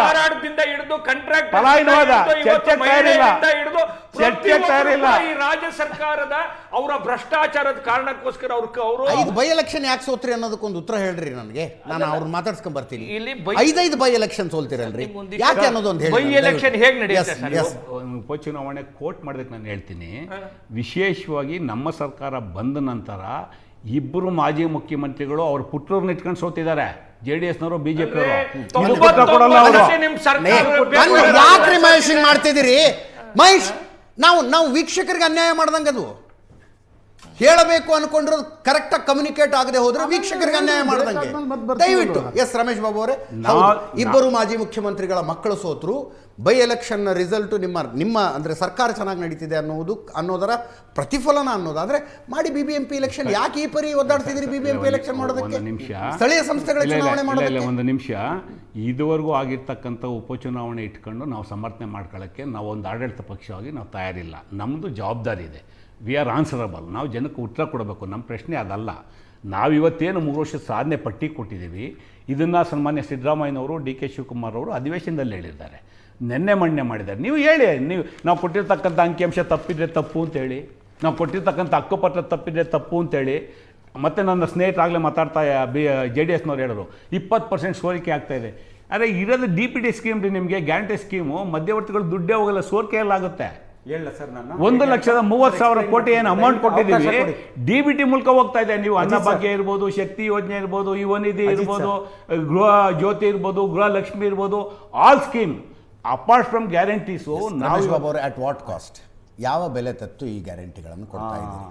27 ಅಗತ್ಯ ಸೇವೆಗಳ ಬೆಲೆಗಳನ್ನು ಜಾಸ್ತಿ ಮಾಡಿದ್ದೀರಿ. I am sorry. ನೋಡಿ ಇದು ತಪ್ಪು, ಜನನ ತಪ್ಪು, ದಯಮಾಡಿ ಜನನ ತಪ್ಪು ದಾರಿಗೆ ಎಳೆಯುವಂಥ ಪ್ರಯತ್ನ. ನಮ್ಮ ದೇಶದಲ್ಲಿ GST ಬಂದ ನಂತರ ರಾಜ್ಯ ಸರ್ಕಾರಗಳಿಗೆ, ನಾಟ್ ಓನ್ಲಿ ಕರ್ನಾಟಕ, ಅಗತ್ಯ ವಸ್ತುಗಳು ನೋಡಿ, ನಿಮ್ಗೆ ಅರ್ಥ ಆಗಿರ್ಬೋದು, ಜನಕ್ಕೆ ಅರ್ಥ ಆಗ್ಬೇಕಲ್ಲ ಸರ್. ದಯಮಾಡಿ ಹೇಳೋದು ಪೂರ್ಣ ಹೇಳೋದು ಬಿಡಿ, ಅವ್ರು ತೀರ್ಮಾನ ಮಾಡಲಿ. ಜನ ನನ್ನ ತಪ್ಪಿದ್ರೆ ತಪ್ಪಂತ ಜನ ಹೇಳ್ತಾರೆ. GST ವ್ಯವಸ್ಥೆ ಜಾರಿಗೆ ಬಂದ ನಂತರ ಇಡೀ ದೇಶದಲ್ಲಿ ರಾಜ್ಯಗಳಿಗೆ ತೆರಿಗೆ ವಿಷಯಕ್ಕೆ ಇರ್ತಕ್ಕಂಥ ಬಾಬ್ತುಗಳು ಲಿಮಿಟೆಡ್ಡು. ನೀವು ಯಾವುದೋ ತೆರಿಗೆ, ಆಸ್ತಿ ತೆರಿಗೆ ಜಾಸ್ತಿ ಮಾಡಿಬಿಟ್ವೋ ಅಥವಾ ಎಕ್ಸೈಜ್ ಜಾಸ್ತಿ ಮಾಡಿಬಿಟ್ಟು ಇದು ಇಶ್ಯೂ ಅಲ್ವೇ ಅಲ್ಲ. ನೀವು GSTನಲ್ಲಿ ಏನು ಕಲೆಕ್ಷನ್ ಮಾಡ್ತೀರಾ, ನೀವು ಅದ್ರಲ್ಲಿ ಕೊಡಿ ನಮ್ಗೆ ವಾಪಸ್ಸು. ರಾಜ್ಯಗಳು, ನಮ್ಮ ಕರ್ನಾಟಕದಲ್ಲಿ 4.5 ಲಕ್ಷ ಬಾಚಿಕೊಂಡು ನೀವು 40,000 ಕೋಟಿ ಇಲ್ಲಿ ವಾಪಸ್ ಕೊಟ್ಟು, ಅಂದರೆ ನಾಟ್ ಇವನ್ 11%, ಒಂದು 100 ರೂಪಾಯಲ್ಲಿ 11 ರೂಪಾಯಿ ನಾವು ವಾಪಸ್ ಕೊಡ್ತೀರಾ, ಉಳಿದೆಲ್ಲ ಬಾಚ್ಕೊತೀರಾ. ಜನಸಂಖ್ಯೆ ಹೆಸರಿನಲ್ಲಿ ಬಿಹಾರಕ್ಕೆ ಕೊಡ್ತೀರಾ, ಜನಸಂಖ್ಯೆ ಹೆಸರಿನಲ್ಲಿ ಉತ್ತರ ಪ್ರದೇಶಕ್ಕೆ ಕೊಡ್ತೀರಾ. ದುಡ್ಡು ಕೊಡೋದು, ಟ್ಯಾಕ್ಸ್ ಕಟ್ಟೋದು ನಾವು. ನಮ್ಗೆ ಯಾವ ಬಾಬ್ತಲ್ಲಿ ಬರ್ತದೆ ರಾಜ್ಯಕ್ಕೆ? ಇವತ್ತು ಕರ್ನಾಟಕದಲ್ಲಿ ಸರಿನೋ ತಪ್ಪು 99ರಿಂದ ನಿರಂತರವಾಗಿ ಕರ್ನಾಟಕದ ಜನ BJPಗೆ 15 ಸೀಟು, 16 ಸೀಟು, 20 ಸೀಟು, 25 ಸೀಟು ಕೊಟ್ಟಿದ್ದಾರೆ. ನೀವು ಪಾರ್ಲಿಮೆಂಟಲ್ಲಿ ಗೆದ್ದು ಕರ್ನಾಟಕದ ಹಿತಾಸಕ್ತಿ ನೀವು ರಕ್ಷಣೆ ಮಾಡಲ್ಲ ಅಂದರೆ ನಾವ್ಯಾನು ಕೇಳಬೇಕು? 2023ಕ್ಕಿಂತ ಮುಂಚೆ ಎಷ್ಟು % ಬರ್ತಾ ಇತ್ತು ಸರ್? ಯಾವುದು? 2023ಕ್ಕಿಂತ ಮುಂಚೆ ಕೇಂದ್ರ ಸರ್ಕಾರದ ಬಾಬ್ತು ಕರ್ನಾಟಕಕ್ಕೆ ಎಷ್ಟು % ಬರ್ತಾ ಇತ್ತು ಸರ್? ನಿಮಗೆ 100 ರೂಪಾಯಿ ಇಲ್ಲಿಂದ ಹೋದ್ರೆ ಎಷ್ಟು ಬರ್ತಾ ಇಲ್ಲ? ಒಂದು ನಿಮಿಷ ಕೇಳಿ. 2014ರಿಂದ 2026ವರೆಗೆ we use to call floating funds. ನಿಮಗೆ ತೆರಿಗೆಯ ಗಾತ್ರ ಜಾಸ್ತಿ ಆಗಿದೆ. ಆವತ್ತು ನಮಗೆ ತೆರಿಗೆ ಬಂದಿದ್ದು 100 ರೂಪಾಯಿ. ಇವತ್ತು ಪರ್ಸೆಂಟೇಜ್ ಹೇಳ್ತೀನಿ ಕೇಳಿ ಸರ್. ನಿಮ್ಗೆ ಅವತ್ತು 2014ರಲ್ಲಿ 100 ರೂಪಾಯಿ ತೆರಿಗೆ ಬರೋದು, ಇವತ್ತು 1000 ರೂಪಾಯಿ ಬರ್ತಾ ಇದೆ. ನೀವು 100 ರೂಪಾಯಿ ಕೊಟ್ಟಿದ್ದು ಎಷ್ಟು ಪರ್ಸೆಂಟೇಜು, 1000 ರೂಪಾಯಿ ಎಷ್ಟು ಕೊಟ್ಟಿದ್ದು ಅಂತ ಹೇಳ್ತೀರಾ, ಅದನ್ನೇ ಹೇಳಿ. ನೀವು ಗಾತ್ರನೂ ಹೇಳಿ. 100 ರೂಪಾಯಿ ಅವತ್ತು ಎಷ್ಟು ಕೊಟ್ಟಿದ್ದೀರಾ, ಇವತ್ತು 1000 ರೂಪಾಯಿಗೆ ಎಷ್ಟು ಕೊಟ್ಟಿದ್ದೀರಾ, ಗಾತ್ರನೂ ಹೇಳಿ. ಜನಕ್ಕೆ ಪರ್ಸೆಂಟೇಜ್ ಹೇಳಿ ತಲೆ ಮೇಲೆ ಹೊಡೆಯುವಂಥದ್ದು, ಸುಳ್ಳು ಹೇಳೋಂಥ ಕೆಲಸ ಮಾಡಬೇಡಿ. BJP ಪರ್ಸೆಂಟೇಜು ನಿಮ್ಮ ಅನುಕೂಲಕ್ಕೆ ನೀವು ಹೇಳ್ತೀರಿ, ಟೋಟಲ್ ನಂಬರ್ ಅವ್ರು ಹೇಳ್ತಾರೆ. ಅದಕ್ಕೆ ನಾನು ಗಾತ್ರನ ಪದ ಬಳಸ್ತಾ ಇದ್ದೀನಿ.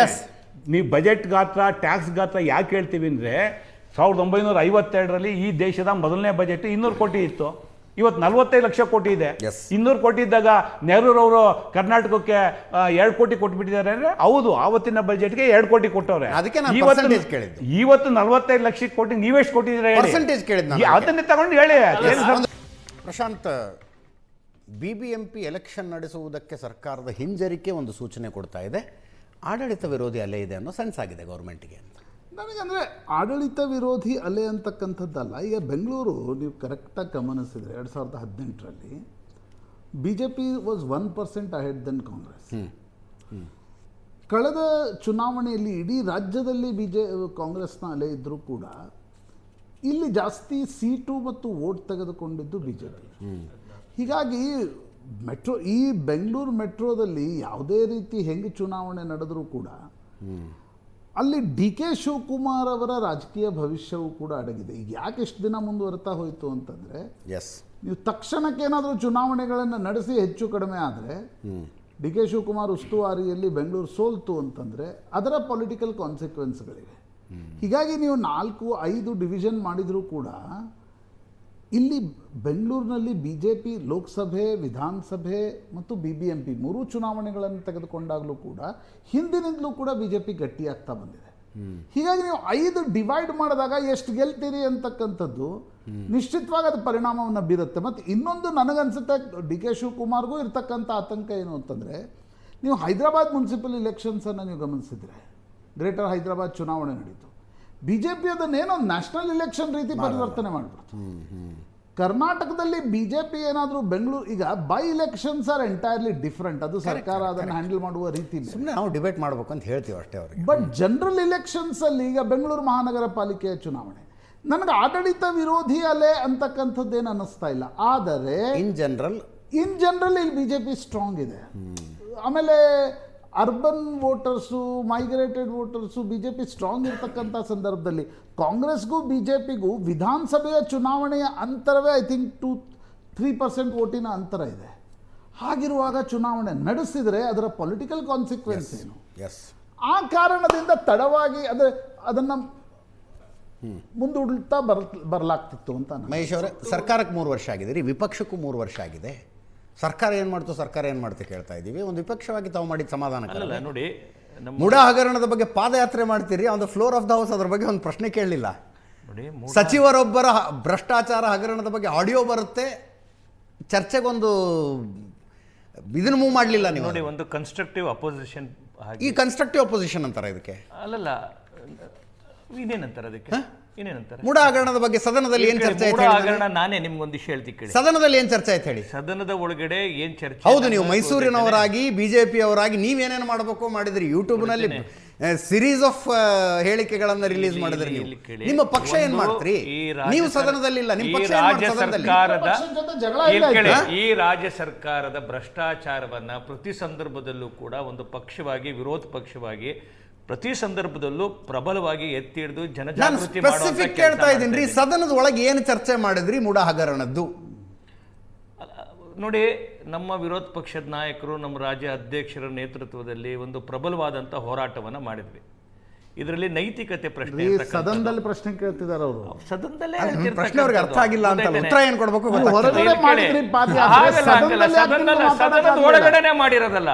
ಸದನದ ಒಳಗಡೆ ಈಗ ನಿರೀಕ್ಷೆಗಳು, ನಿಮ್ಮ ಈಗ ಆಗಬೇಕು ಅಪೇಕ್ಷೆಗಳು ಬೇರೆ ಏನೇ ಇದ್ರು ಕೂಡ ಒಂದು ಪ್ರಬಲವಾದಂತ ವಿರೋಧ ಪಕ್ಷ ಯಾಕೆ ಸೈಟ್ ಯಾಕೆ ವಾಪಸ್ ಕೊಟ್ಟಾಗ ಅವರು ಹೋರಾಟ ಮಾಡಿದ 3 ವರ್ಷ ಏನ್ ಮಾಡಿದ್ರಿ ಅನ್ನೋದನ್ನೇ ಚರ್ಚೆ ಮಾಡೋಣ.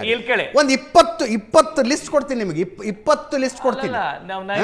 ನಾವು ಏನಕ್ಕೆನ ಸದನದಲ್ಲಿ ಚಕಾರ ಎತ್ತದೆ ಇಲ್ಲಿ ಕೇಳಿ ಸರ್, ನಿಂಬೆಹಣ್ಣು ತಗೊಂಡು ಬಾ, ಅದು ಮಾಡಬಾ, ಇದು ಮಾಡಬಾ ಅಂತ ಹೇಳಿ ಚರ್ಚೆ. ನಾವೊಂದು ವಿರೋಧ ಪಕ್ಷವಾಗಿ ಪ್ರಬಲವಾಗಿ ಏನೆಲ್ಲ ಕೆಲಸ ಮಾಡಬೇಕಾಗಿದೆ ರಾಜ್ಯದ ಹಿತಕ್ಕೆ ಸಲುವಾಗಿ ಅದಷ್ಟು ಮಾಡಿರ್ತಕ್ಕ. If this is the best you can do, congratulation sir.